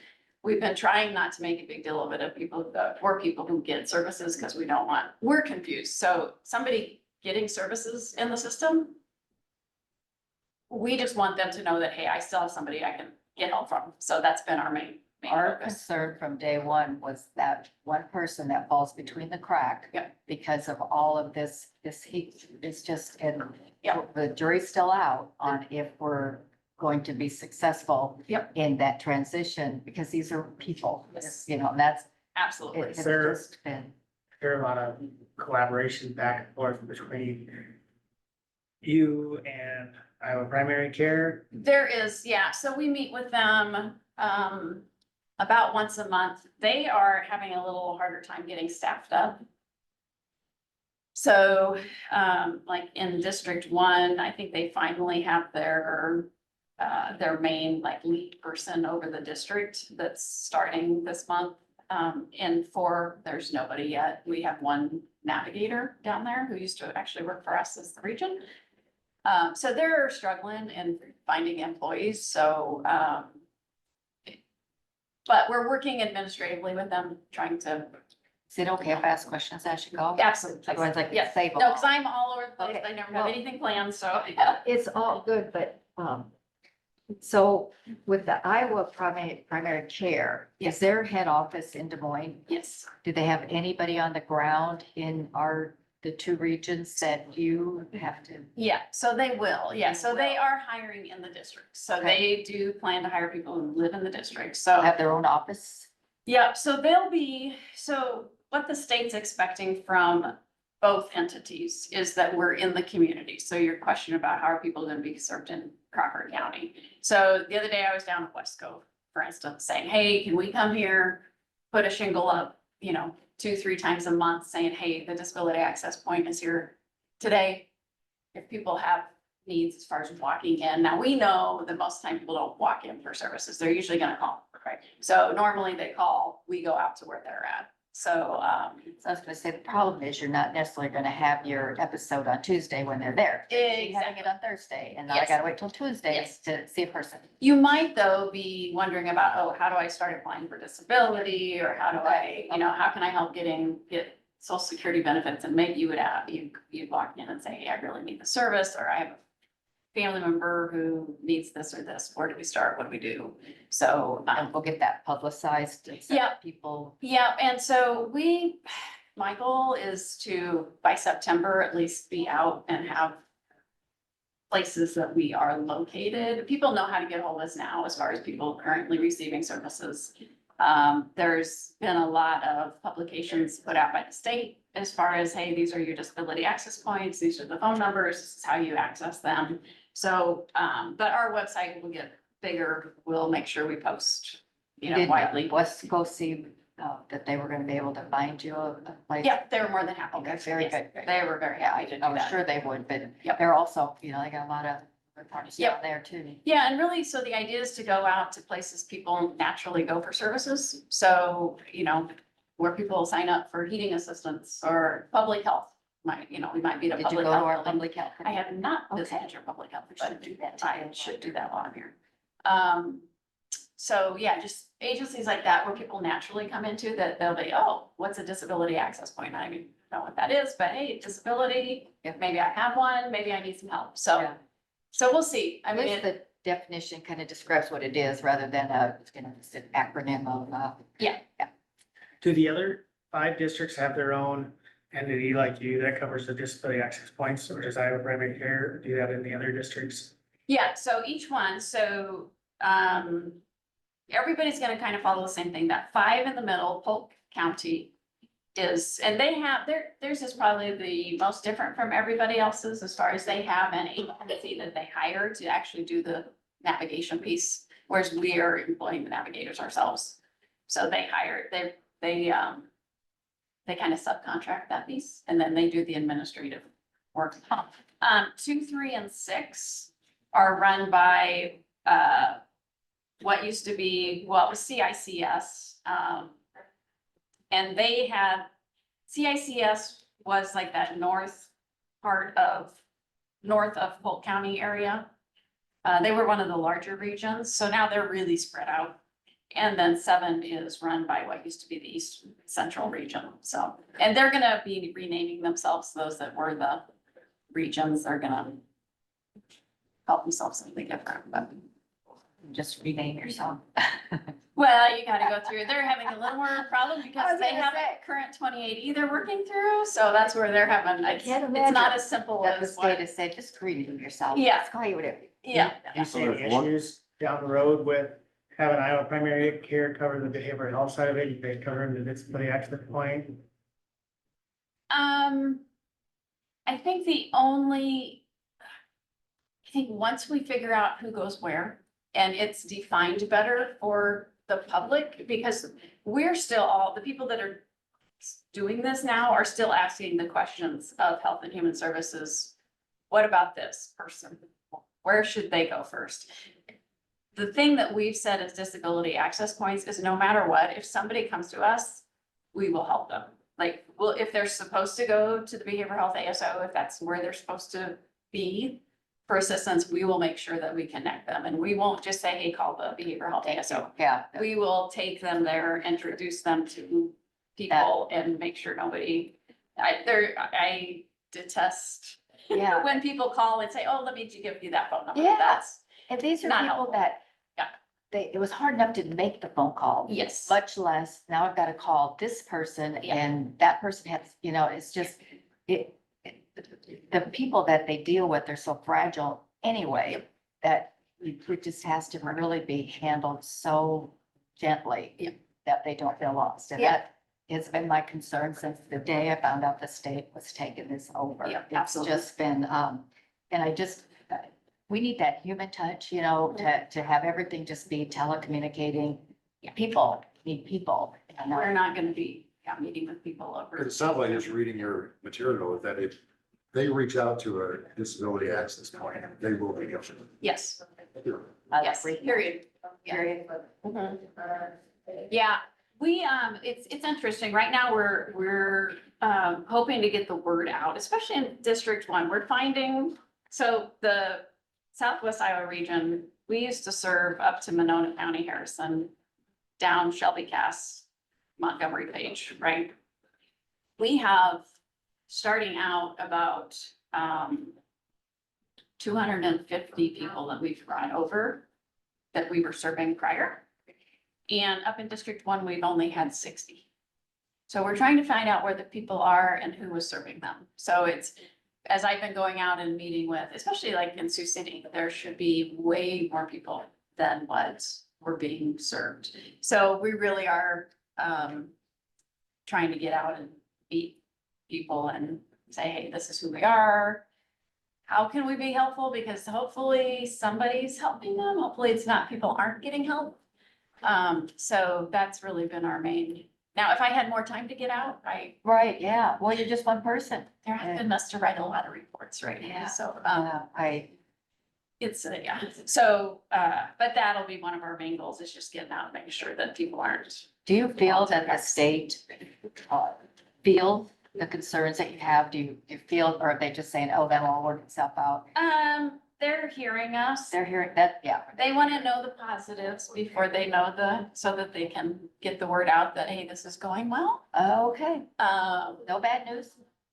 Yeah, We're not but making bad we news are definitely, we just met with them yesterday. We meet every Monday with Health and Human They Services. come to you? Those are on Zoom. Okay. And yeah, we meet every Monday morning and we really do, yesterday we made a list of these are the things we have to figure out, like. So would Kelly need Garcia answers. be in those meetings? No, That- No, those are with the Department of Aging and Disability Services now, because they also, before they did this, they restructured HHS. And so now the Behavioral Health Department, which used to be over the MHDS regions, they're over the ASO, and then the Aging Disability Services is over the Disability Access Point. So within HHS, they all have to talk first, make decisions about who's doing what before we can. So, and we can't publicize anything without their approval. It's a whole different world than what You feel we it's were used to right, doing. you're making progress? Yeah, You We are. Yeah. We're making, I'm hopeful that by December, I'll feel like, okay, we've got this, or it'll be good. But I really do think we haven't let anybody fall through the cracks. Anybody that we know of, we've made sure the state ended up taking over a lot of the funding piece. When we replied, to the RFP from the state for the behavioral health ASO piece, it was that the behavioral health ASO was gonna pay all the bills. And it didn't end up working out that way. The state has set up a payment system where providers are now directly billing the state. And That's, so it's changed from even what the intent was. We're paying for a few services that the disability access point wasn't supposed to make any payments, but there's some safety net type things that we're doing so that people don't, like transportation and rent. I don't think they realized, even though as regions, we said for years, transportation needs to be a core service, like, you know how they always talk about core services. oh, yeah. Transportation needs to be a core service because if you don't have transportation Yeah. somewhere, you can't get the other And services you feel need. lost and you feel, more Yeah. let out than. So after we signed the contract, I think they finally figured out at the state, hey, yeah, people do need these transportation services. Well, luckily they figured it out. They did, so Luckily. they ended up giving the disability access points the money to continue the transportation for 6 months. For 6 months. While we are supposed to help figure out if people could find other transportation, which we know they can't, so they're gonna have to change. Yeah, they're gonna have to figure out how to. If people can get there, they'll get there. If they can't, they can't. You Yeah. can't. All said and done, when you finally do get fully implemented and Iowa primary care gets fully staffed, do you think this will be a better move than what we had with the regions, or is this just a move sideways? Exactly my question. You have to be positive, you guys. You have to say. ROI, Great minds think alike. we're getting a return on our investment. Yeah, I will be very honest, and I will say I've seen some things I've been disappointed in from regions that I wasn't aware of. I will say that. As far as lack of consistency across the state, even though I thought we were all doing things the same and we would all come to Des Moines and we would all talk about doing things the same, as it turns out, perhaps we weren't. So, I think, so the good thing will be, I think it will be a very level playing field across the state, which is something they've always wanted. I just hope that we don't, in losing the management of the funds, I hope that there aren't more waiting lists, or that they are as smart with their dollars as most of the regions were. Based on history. Yeah. So, Well, keeping it positive. yes, yeah, yeah. The other question I have for you, so like, which always a concern of ours, we have the stepping stones transition house in Vale, Yes, not a core service.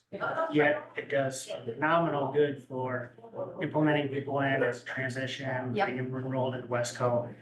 Is that something that, so that's what, so they did get a contract for the first year to continue that service. So that was one of the questions I think that a lot of the regions have had, is what happens in the transitional living programs, because it's not real clear. They said, yes, they'd honor those contracts for a year. After that, I don't know if they'll create a new service, a similar service. because we hate to see that go. Hate to see that go. I know, It is it's a really good here. huge, And yes, it's already implemented. We have the home, Yep. we, proven success. yes, for sure. And it's an easy, because it's hard for people to find places to rent, first Yes. of all. And You're still not quite ready for yeah, the real and we world. don't want to make Got more that homeless people. Stepping stone. Yes. Yes, a perfect word for so it. they at least recognize that it's, those transition homes are I doing well. recognize that. I don't know about the behavioral health ASO yet. I don't know what their perception is, or HHS. Or But they even have it on their radar. as a prior region, I would highly recommend they not get rid of those. So, And when do you get to have those serious conversations to make sure that it's not somewhere on a back burner for the chopping block? well, we bring up things as regularly as we can. Okay. Keep that one at the forefront, Yeah, please. yeah. And I have built a relationship with the person now that's in charge of the behavioral health ASO, and we've talked about some things regarding like a crisis stabilization residential program that closed way down in Page County. That was a huge, like, served most of southern Iowa and was quite frequently full. But Yeah, and they yes. closed it. They closed, yeah. So, I was just trying to get to the bottom of why it closed. I'm not sure. I don't know that it But has everything to do with. Do they realize that the people that are at risk while they're trying to figure that out? Well, and I think, yeah, there's probably more to that Probably, story, maybe, but, yeah. We only know half of the story. Yeah. So like you said, it's hard to find rental properties. You don't just go buy something or build it. Like our stepping stones, the home was given to us because of the old church rectory. Okay, yeah. You can't get People got deeper that than too. that. Yeah. No, all those services. And we, at least, we have a voice. The difference now is that we have a contract with the state. So Did you have while that we are July? I have no problem letting them know when there's issues, but there's also that very fine, I can't go like now to the legislators but I can tell you 1-year guys. contract? 1-year contract 1-year contract. from July 1st to July 1st?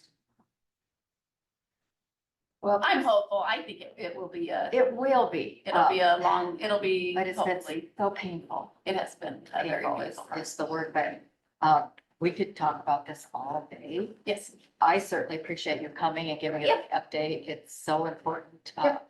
Yeah, it'd be nice to have you come back in like January yes, after you envision December. It'd be nice to see. I know, right? I will. I'll make You sure can I get always around. zoom in with us too. Right, You know, exactly. if you have anything that you want to update us on or. Easy driving. Okay, yeah, it's a great drive. 64 miles. Yeah, Not bad. and you can, you know, kind of look It's a around a beautiful little day. bit, and it is. So where's your public health department? It's over on 14th Street, it's on the corner, it says Public Health. I would go over there with you. Kitty corner. Okay, Yep, One just curious. fifteen north, 115. I think is the address. Yes, I'll be glad to see you. Yeah. Kim Finneran is our director over there, so all right, well, yeah, call me anytime with questions. I don't even have a card yet. it's, But we So, have your contact. but that's my main office phone number. So yeah, if anybody, I found you. approach, yeah, I mean, hopefully people can find us. We definitely appreciate your time. Yeah. Definitely. Yeah. definitely. Coming up. Yep. Call me if there's anything you think I can. help Okay, with. yeah, we'll let you know if we need your advocacy too. Absolutely, that's what we're here for, to So, keep it running smoothly. Yeah. So all right, definitely thank appreciate you. it. Yep. Thank you. Thank you, man. Colin? We did do the second reading, and then we put it on agenda for third reading for next Tuesday. Okay. Because every time it's on, yeah, I had Zoom meetings and I had phone calls and people that had read it, so. All down. I got a note that there might have been some questions about it. There was. There was, The section 2 control. The days we didn't have, you to clarify, we just considered that second reading and moved it to a third. And so find the answer now. If they actually had to have a leash in their pocket was, I think, the main question. your dog listens to you. Do you have to take a leash even though your dog will obey any command you give them? I mean, so I guess there is maybe some ambiguity on possession of leash or lead. I mean, if it's in the truck and you're out, it's available to you, I would say you're in possession of it. I don't think it needs to necessarily be on your person, like strapped to your belt. But, you know, these things allow for discretion. Just with that being said, how safe does a person want to be when it comes to it? Then I have my leash in my pocket. Well, yeah, that would be the safeness. Personally. And again, you know, these issues will, you know, this won't even be coming to the attention of anyone for law enforcement to do anything about it unless there's a report. And maybe it's not a safe assumption, but I would assume that there'd only be a report if there was an issue.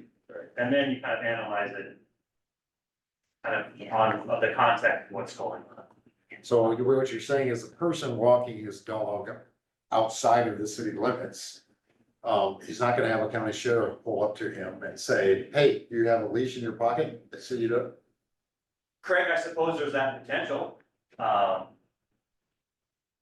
But Could be harassment.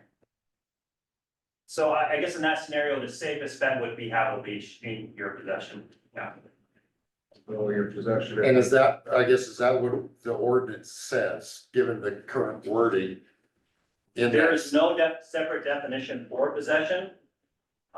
I think a reasonable interpretation would be on their person or immediately available.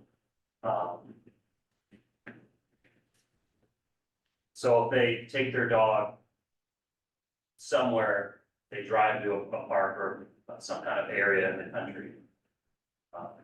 And they have it in their truck while they're off doing whatever they're doing, I think that would probably count as in possession. Of course, the further you get away from it, the less argument you have that you have it in possession. But in your example, Freddie, if you're just walking down gravel, you know, with your dog and you're a couple miles from your house, then probably not in possession. so I guess clarification when it says, and such person has in their possession a leash or lead appropriate to control such animal. What does lead mean? I think, Is that just a collar where I can reach out with my hand and grab the collar of the dog? Is that having my dog under control? And I don't need to have the leash because I have what does lead mean, I guess? well, there are some harnesses and some, that's not exactly a leash. I've seen dogs have, like they have that chest harness as opposed to a collar, and they have like a handle or some kind of plastic thing or that kind of juts out and hangs on the dog's back that you can just hold on to. So a leash or lead would be some kind of control mechanism. I don't think the ordinance envisions your arm and hand being qualifying as a leash or a lead.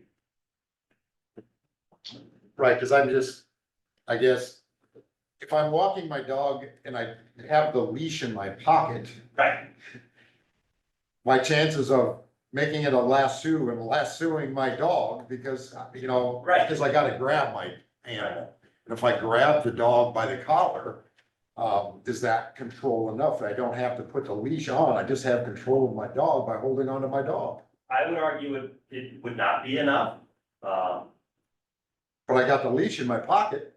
Oh, well, if the leash is in your pocket, then you're in compliance with the ordinance. That's the part we have to.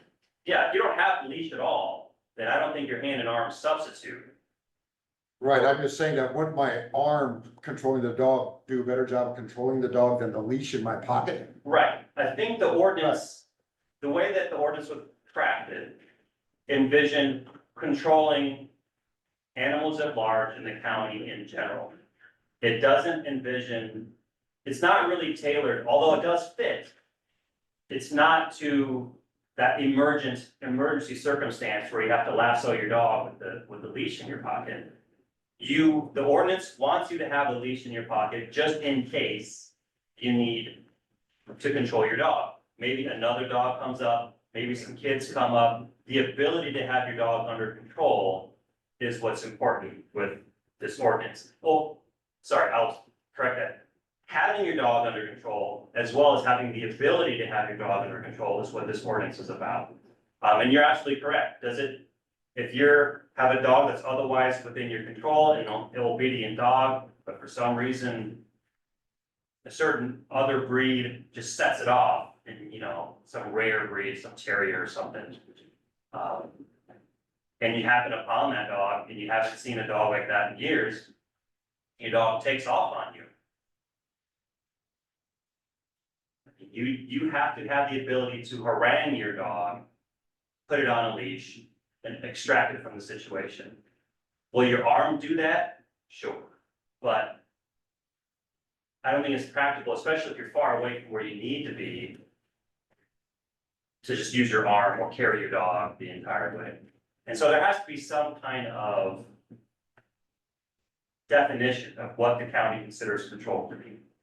If the county wants to consider manual control as a type of control, we can put that language in there. I mean, to me, since the goal is just control of the animal, that if I have my animal well enough trained, that I control him by either speaking to him or, voice commands, I don't need a leash. And so why do I have to have a leash in my pocket or on my person or with me? I'm controlling my animal, and that's the goal of the ordinance, is to control the animal. I just don't need a leash to do it. If somebody else does, then maybe they'll be fined for not controlling their animal and they didn't have a leash on them. But if I can, why would I run the risk, I guess, of being ticketed for not carrying a leash when my dog is under control? That's not the intent, for sure. I understand, You but know I'm what just saying? asking the question. I know. If I can control my animal without a leash, why do I have to have a leash in my pocket or on my person? If the board wants to remove that language, the board can. Maybe we should clarify it. Yeah, I mean, it's a good point. I've It seen is a some good point. hey, dogs. Listen very well. Not But everybody that's has. Like Ty pointed out earlier, though, in the event of the worst case scenario, what happens then? I don't know. I think it goes back to what happens after the fact. If you have a dog that you think is, but it did attack a kid or, it was voice trained, but it still did something. Right? Right. That warrants, I would want to get away Action. from driving by and say, do you have a leash for that animal? And you're under some kind of penalty if you don't have a leash when the dog has done nothing. That's kind of our point is,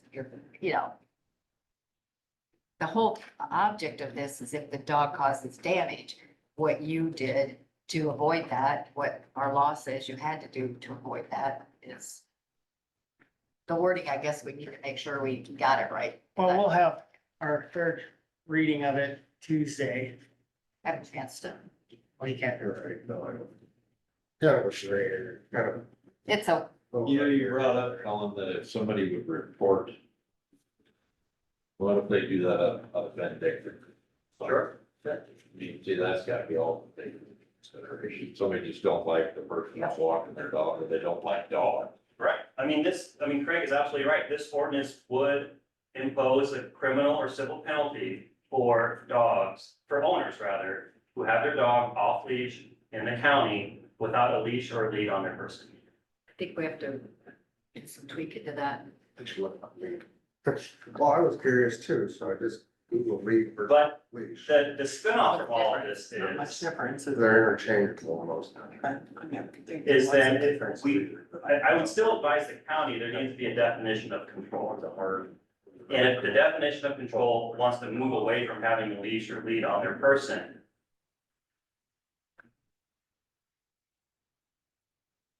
what's gonna be the substitute? Is it gonna be within 10 feet, 10 yards? Is it gonna be,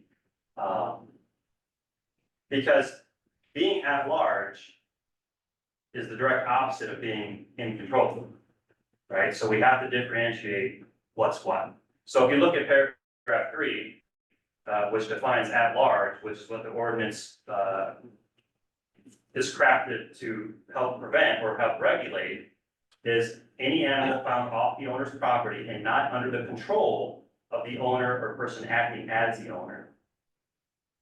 And so control, of course, is defined in the next paragraph. And so I'm not saying that it couldn't be tweaked, changed, or even removed, but if it's removed, it would have to be replaced. I would have to think on that. As long as you're thinking then, in Crawford County, we have a lot of people that bring their dogs hunting for pheasants. And so you've got your hunting dog out and comes out the wrong place, somebody finds him on a road. What kind of violation is that? Brings, the Dogs, he was should we have hunting, dogs? we cannot have a hunting dog on a leash. There's just no way that's gonna happen. Right, Dogs are but normally very hunting trained. dogs, I would argue, are doing what they're supposed to do, and they Okay. are, even though they might be far away from their owner, they're Correct. still under the control of that owner, able to be summoned back, They will be. and their obedience, They are. hunting dogs are very obedient, They they're are. trained to be obedient. Yes. And that, under this ordinance as it's drafted and written now, if that same hunter would have a leash or lead on their person or nearby in their truck, then they would not be in violation. All right. Got it. I got another question. Sure. This opens up, Okay, we're talking primarily dogs. Yeah, oh, here we go. There we go. Guy's tiger. I've got an aunt that's, I don't know if you call it a phobia or what, but she has got a phobia, or she's deathly afraid of cats. Oh, Oh. I know you're talking about. You know what I'm talking about. Yeah, I remember. Yeah. So. I mean, what if your cat, because cats are even, have a larger area of territory that they'll cover than a dog will. What happens with that, and cats can scratch and bite. No, They so- can be just as vicious as a dog, maybe not as deep a damage, but they can do damage. So I mean, what happens in that regard? Did they all be walking on a leash? We got a guy in Renell that walks with a cat on a leash. Oh. It's a damn. so that brings up a good point. So this is an animal ordinance, and Right. at large, it applies There's to all tigers animals. in there too. I mean. Yeah, control applies to all animals, but you do bring up a good point with farm cats. Because they're kind of in this middle ground. Yes, they hang around this person's property, yes, they're a farm cat, but Cats are migratory. they're not really under the control, they're not, I don't, They do not. it's a weird control issue, it's a possession issue, like, yeah, these cats hang around, I might even feed them, but they're not really my cats. They just eat out of our dick. I might even leave them food and I let them hang around, they're good ratters, and so. I don't know, this ordinance is not regulating a farm cat, we can put in language that farm cats are specifically excluded. Let's have further discussion on this after our third reading. So we do have Sarah. I just, here. being we brought this up. Give me a real quick. No, I mean, if it's gonna be an ordinance that the county wants to enforce, it's good to get this all Now's the done time up to front. make Yeah. sure we have it right. But that, under article, or part number 3, it says that large, and then it goes down and says dogs must be, should we change that dogs to animals? Or, Yeah, just let me because so it quick. kind of says at large and it kind of spells out animals, and then it specifically points to dogs. The first sentence says at large means any animal, Right, and then we specify and say dogs in the last sentence, should it just be animal must be securely restrained. Maybe we should just change that, scratch dogs, but animals. that's borrowed language, and I think, and I thought about that too, the discrepancy between animals and dogs. And the reason I adopted that language for Crawford County is that dogs are the most likely animal that is gonna be. One of all our issues, they're the only one that has Only one. a Right. problem. It hasn't been cats going around killing chickens, but No, I know. It just kind of further They defines can, the at large. they hunt too. And really, it's kind of superfluous. I mean, that last sentence is kind of a tack on it. I mean, that paragraph would survive just fine without that last sentence. And still essentially mean the same thing. There you go. Strike it. Okay, That's what we're trying to get to, is make this applicable to the damages that could be ensued. But then when we start getting into having to have them on leashes and rural animals, I mean, or a chain, you know, like I brought up before, it's hard to, you know, like Kyle's dogs, for instance, guard that yard, you know, drive out to Stein coolers, so they'll wander across the street. Neighbors will finally quit feeding his dogs, it's like, quit one of them, but they'll still wander. Now, some people put, like, he's got electric in the ground fence that's got the shock collar thing that'll stop them from going across there, but sometimes they'll still go across that. And I mean, people have them animals out there for reasons, to protect their livestock from coyotes and all that. And a dog on a leash is just dinner for pack a wild dog or coyote. You know, so I mean, that's still the challenge we face in the rural part. I just, you know, I mean, it's hard to defend one thing versus the other here, you know, I mean. but somebody's out- those dogs, we're not really trying, because they're, I don't know, they're under control. And they're on their own property. They know where, Generally, they stay know on where they're their supposed property. to. But a dog But they- typically once in a while doesn't they know will. where its yard ends, it knows where its territory is. This whole thing was spurred by those that don't know where they're supposed to be. There you go. Alright, So there is a challenge. you gonna be free next Tuesday? Yeah, yeah, I think we're. 10 o'clock. 10 o'clock. So if, Colin, from a legal standpoint, if we decide to delete a sentence at the third reading, do we have to go through another reading? No, because the publishing, and the ordinance statute allows the board to waive pretty much any requirement that would otherwise be imposed by the statute, as long as it's done by the majority vote. And we don't have to publish again since we already did. You don't have to republish, but if you do, once it is published, there is that 4 to 20 day window that might reset. As far as when it can be enacted, and there might have to be a second publication if we're outside of that 4 to 20 day window. There should be in it. But as far as starting all And over, if they make changes, wouldn't they need to publish the entire ordinance? unless they waive that requirement. Oh, okay, I get you. Yeah. Thank you. Okay, well, we can settle that next Tuesday. And it would, I think it, usually you would, waive additional readings on an emergency basis, but on a practical standpoint, it doesn't have to be limited to emergencies. This board is now considered for 2 weeks running, the ordinance, the public has been informed, the public's been asking questions. So if we want to make small changes and tweaks, and then the board wishes to kind of limit an additional 3 readings, I think then that would seem appropriate. Okay, sounds good. All right. Thanks for coming in, Colin. Colin, appreciate it. All right, Sarah, Well, Come on up. you come. I tell you what, we're gonna team in this, yeah. This is our president of the fair board, Chuck Fair We Board. talked about it. We can hear you. Amy Hall and Sarah Carlson. So, we just wanted to stop in and say, thank you for your support for the Crawford County Fair. We just thought we'd kind of give you guys an update of how our year went this last year. Kind of go over our expenses and our income, kind of let see who, I know I saw quite a few of you guys out there at the fairgrounds. You know, what your thoughts are. We're just trying to get input from people too. I So don't the weather know. was great. Yeah, just Yeah, it gonna was say, I don't beautiful know if they're weather. that had such Under good a weather. year. And you know, as always, you know, it takes a lot to put the fair on, and I know you've been very generous with helping us out. There's some things that we're wanting to continue to do within the improvements of the grounds. We have others that are Farm Bureau, you know, Wesco. We have a lot of different community, support that is wanting to get out there and help improve that piece of land and make it enjoyable for a lot of people to come and let the kids do what they love, show their livestock and the project. So if there's extra, you know, if there's any way of more help in that way too, we're kind of here for that as well. Well, kudos to you guys for all the work that you put in to make it a success. Thank you. Takes a village. It's a big machine. I thought it was good. I thought the bouncy houses, I thought that just seemed busy all the time and that seemed to be ran so efficiently and kids of all ages seemed to enjoy that. I really thought that was an I improvement. found that that's basically supporting itself. So it Good.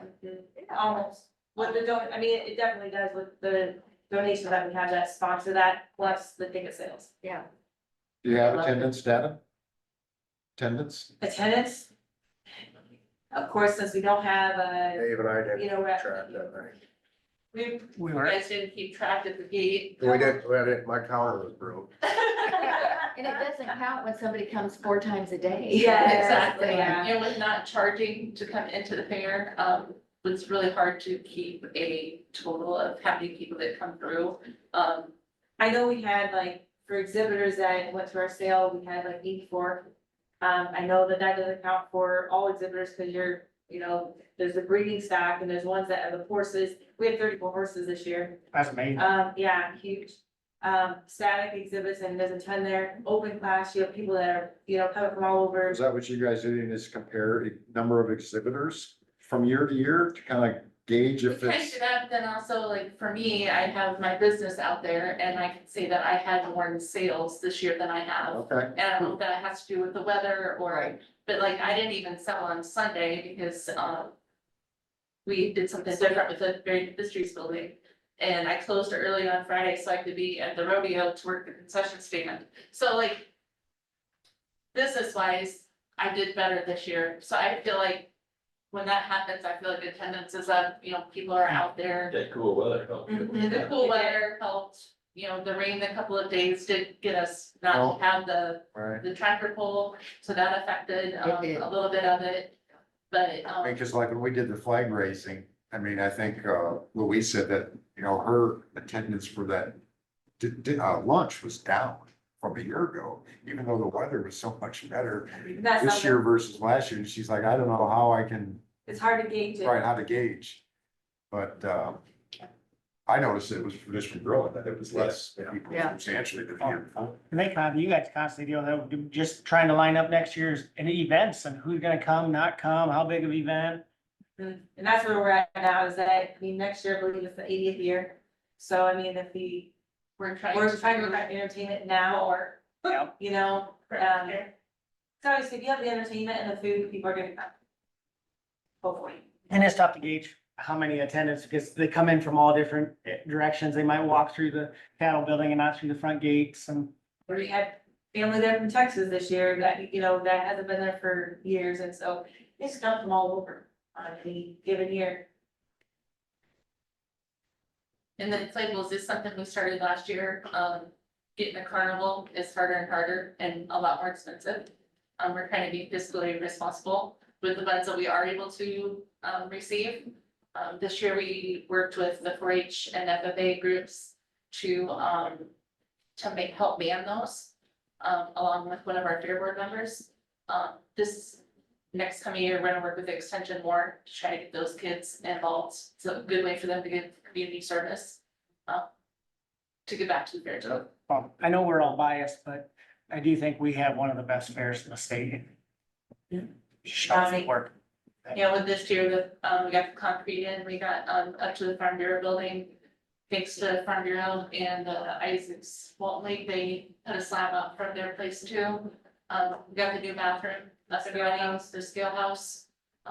The exhibitors were all, we had very positive comments on the running of the scale house, how much easier it was to weigh their animals and such. So that was a big project to get completed. We're looking at putting some more concrete outside that building, and then, working on the hog wash rack for this next year.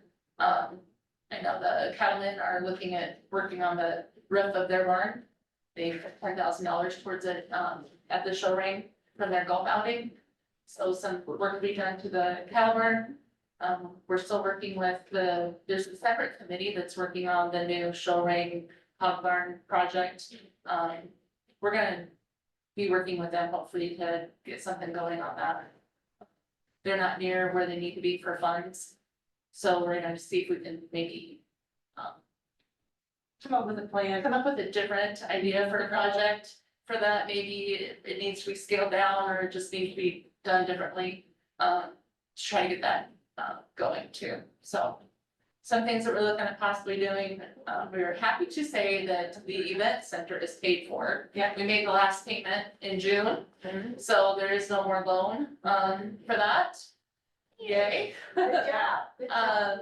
So we're looking at possibly doing some more stuff to that building. There's only 2 walls that are insulated. There's no sprinkler system in there, so don't wanna do too much more without installing that. But of course, all that takes funds, but everything that we have raised, I wanna say like for the fair breakfast, for anything that we've done grants for, we're happy to say that we have put that money back into the fair grounds. So hopefully people are seeing all the improvements that have been made out there. I saw the improvements. It's really nice. We got a good crew of people mowing now, so we're trying to keep it up. We thought it'd be dead by now in August, but it keeps growing. Thank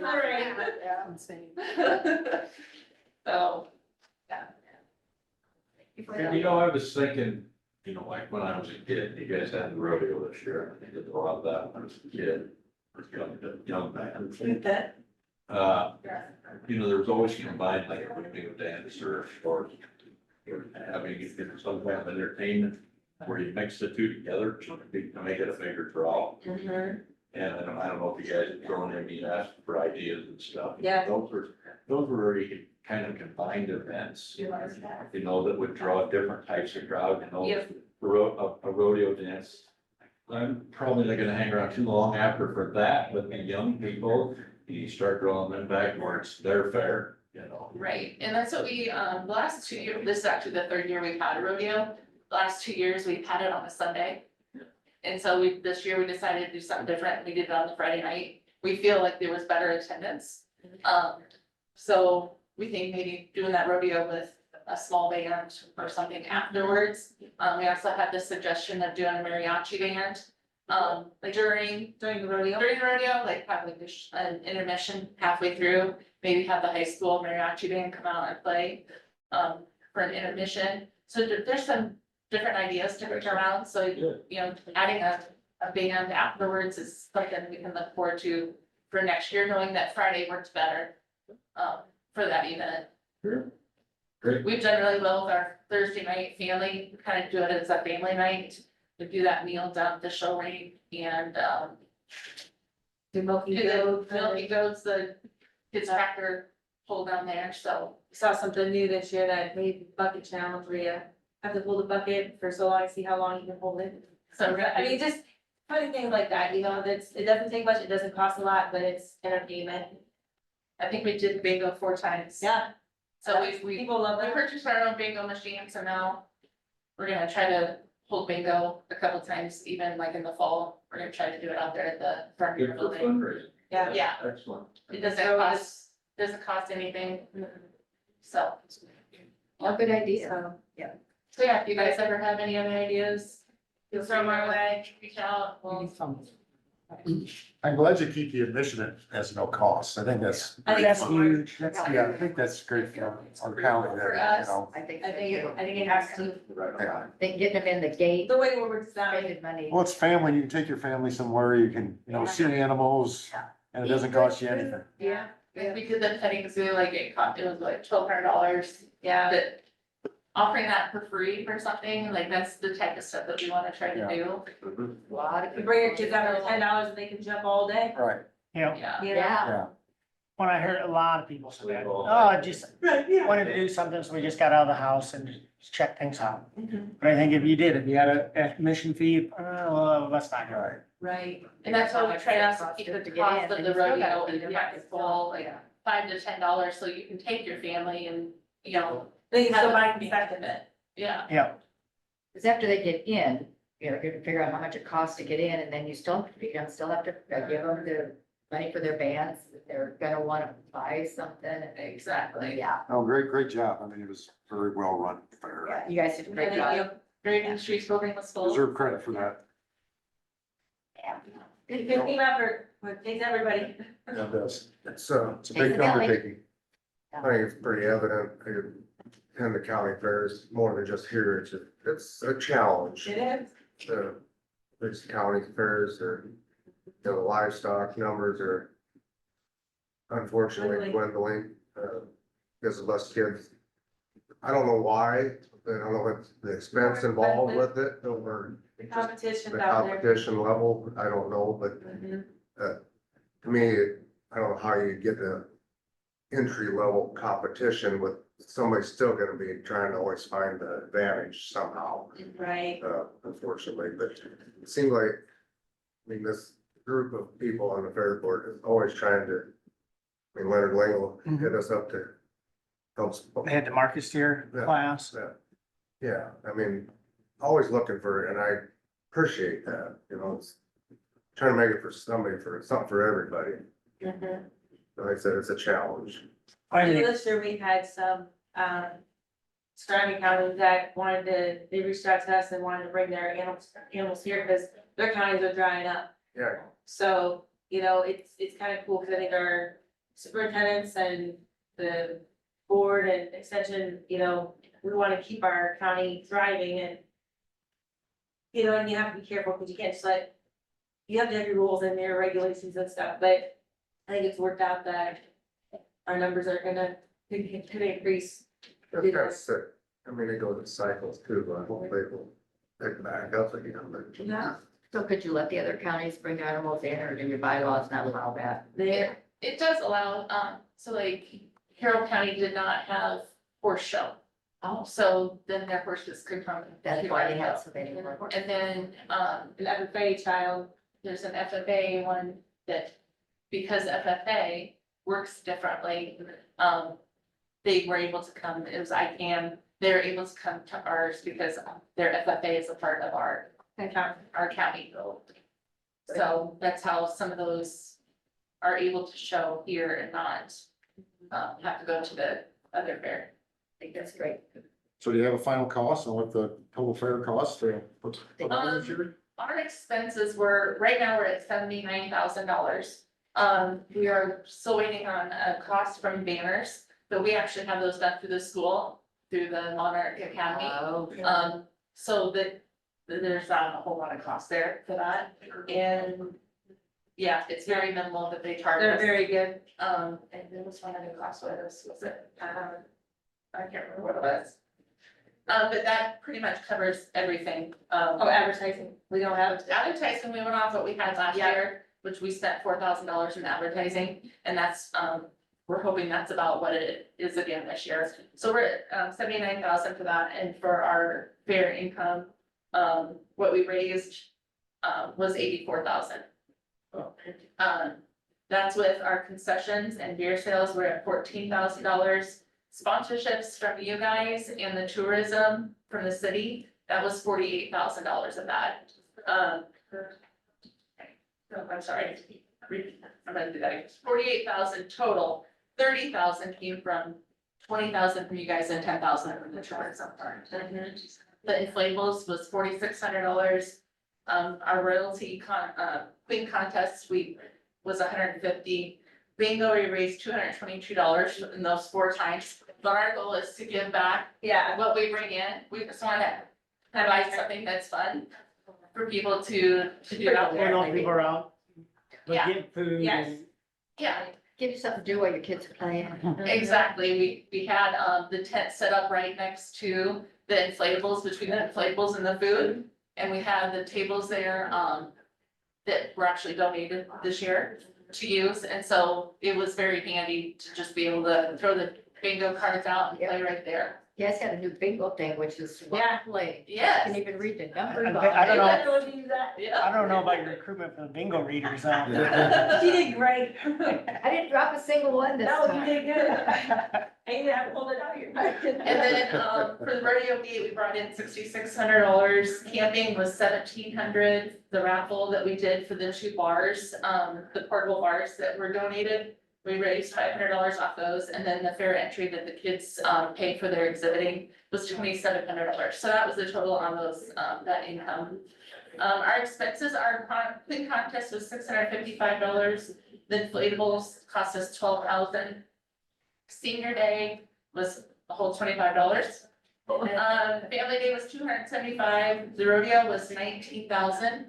We paid them $12,000, but then we had sand brought in.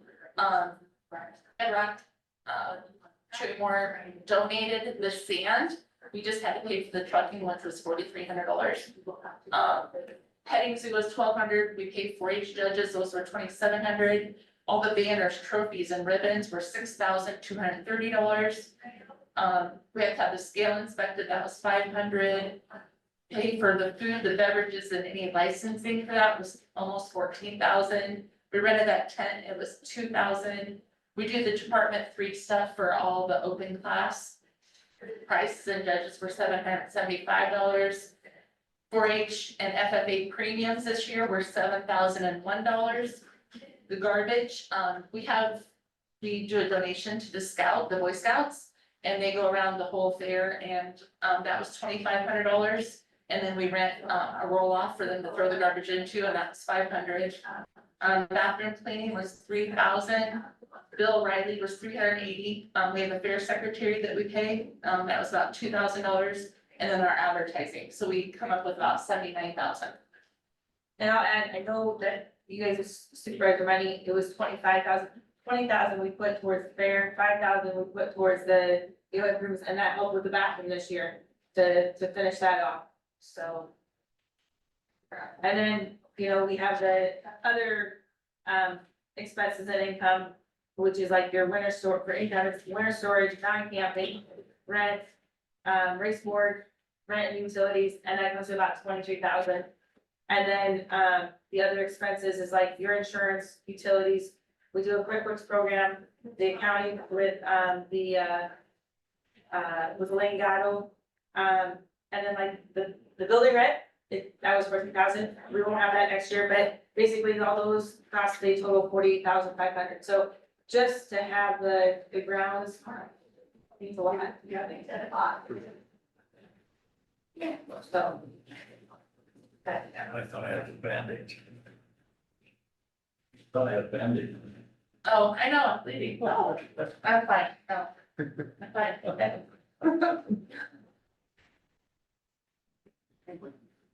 Good job. Well, sounds like another success. Yeah. On to next year. Yes. That's the 80th, is that right? Yes, yeah. Kyle and I even got a sample of funnel cake when, we were doing security. Did you? They said, you guys look hungry, so they brought. Isn't that nice? We got a couple other samples, That but we weren't supposed to. Do you have anything from the first Crawford County Fair? Or, Anything, okay, so there is some stuff in the office that we noticed this The year. one was, I can't remember who it was, dropped off a box of historical items from the From fairgrounds. past, huh? From years past. Okay. So, we're looking at possibly setting up A display. a display up in the Varied Industries building this year of some of the historical Really stuff. Cool. Craig can help with that. Hey, see, You're welcome. He is our historian. Do you find stuff good? Oh, cool. Yeah, there's a whole box of stuff that someone dropped off to the fair office, so That's some of the stuff we're gonna possibly send out, so. Cool. Yeah, really good. Good job. It's not easy to put on any kind of event, full fair. Yeah. Yeah. And it's not just line up one thing, it's so many things that Right. you're orchestrating. I think it was a good move to not charge for the, exhibitors and, because more people come and draw more people. So for the Varied Industries building this year and for food vendors, we did charge them $50 this year. This is the first time we've charged since COVID. And we charged about $100 for food vendors, which if you look at other fairs around, that was really a cheap thing. Okay. We did that because we want to purchase new tables. A lot of our tables that we use, the white ones, the folding tables are going bad. So with the money, we raised $1,400 some dollars, so we're gonna turn around, and we're gonna purchase tables with that money. Very good. So what we bring in, we're trying to Go back in. put back into it, so. And with that said, I don't know if it's possible, I know usually, I think it's maybe, is it April, May? We kind of know from you guys, you know, what you can help with. And if we have to stay with the same, that's totally fine, but if, you know, there's more. I don't know if there's a possibility to, since we're trying to book entertainment, book things for next fair. I don't know if there's a way to know that number ahead of that Like, do we need to? or not. Do we need to bring and present something to you guys to get more funds? Or, Ideally, that would be best, like, A okay, request. and the November, first part of December would be. Right before we get into like budgeting. even the first, not even before the first of the year, Mhm. okay, It'd be perfect. Cool.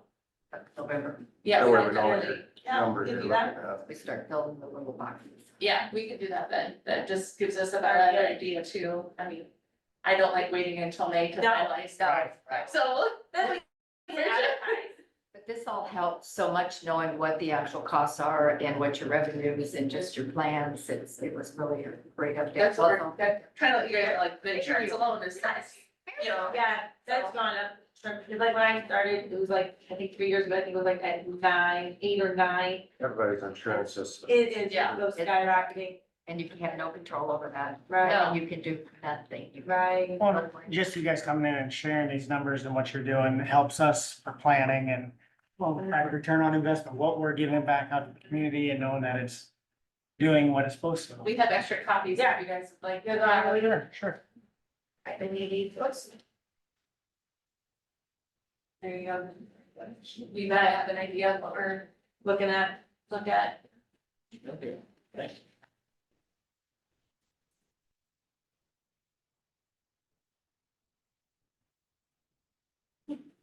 Well, thanks for coming in. hey, thank you for your time, you guys, appreciate it. Have a good day. You too. Thanks. Take care.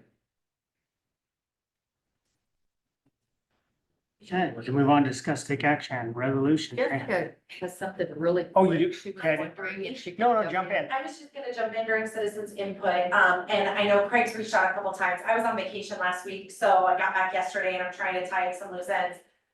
Just wanted to give you guys 2 dates of some things that we have going on. So this, Thursday, Kading Properties, they picked 5 communities in the entire state of Iowa to go and tour and learn more about, and, Denison was selected this year.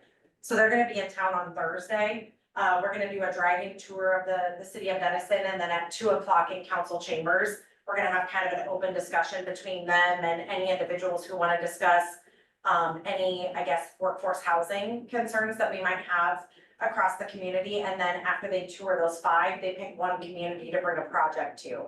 So I would like to, invite all of you to that. It'd be 2 o'clock this Thursday in council chambers if you're available. The other one is, there was an inquiry regarding the tour of the wellness center.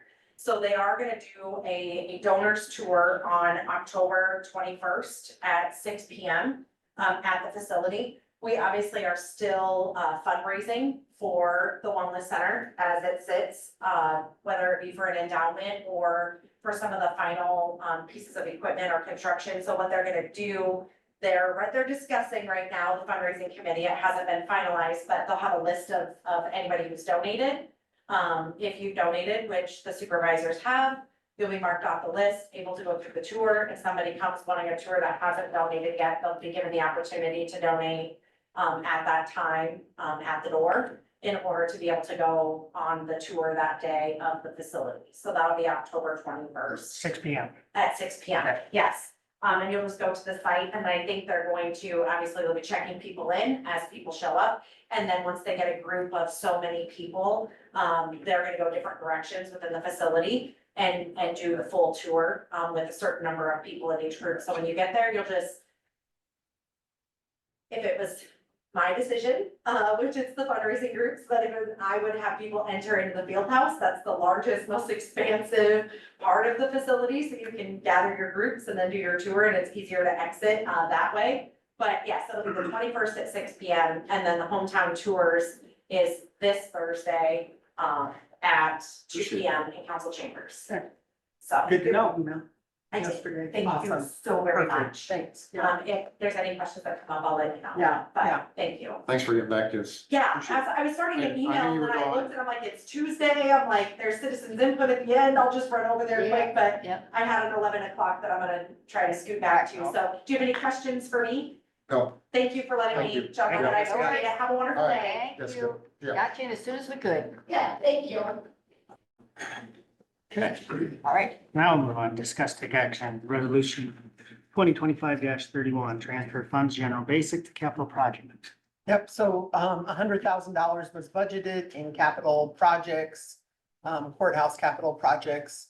And we need the funds transferred into that fund, capital projects fund 1524, to be spending from there. So that's what this is.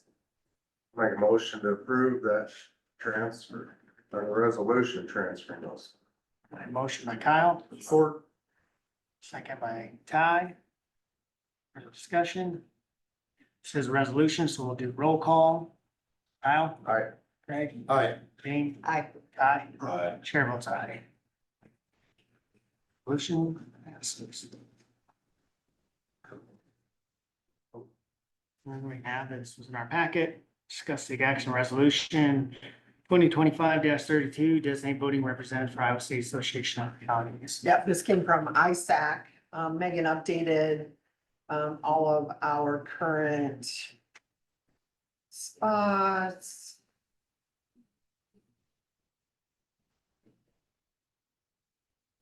Assessor's blank right now, but sounds like you might be filling that soon, so Oh, I'd leave that blank till. it's just, Wait. yeah, and zoning is blank current too, so.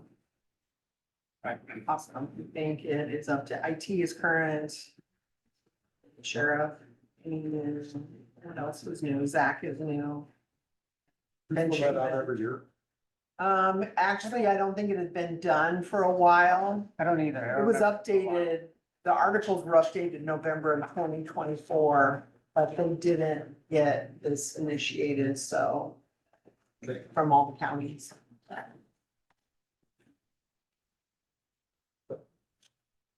I move to approve the designated voting representatives for the Iowa State Association of Counties.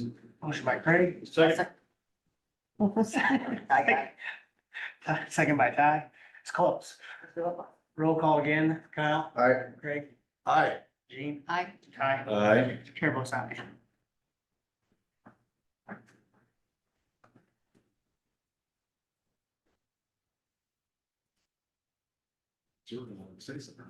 Yeah, we are. Just where.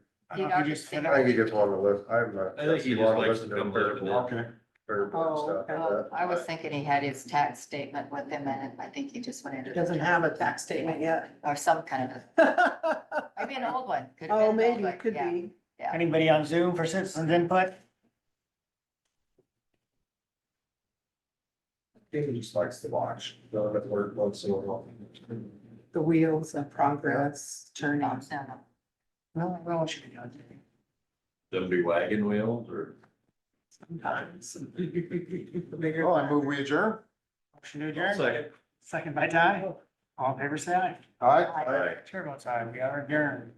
All right, very good. I will not make tomorrow's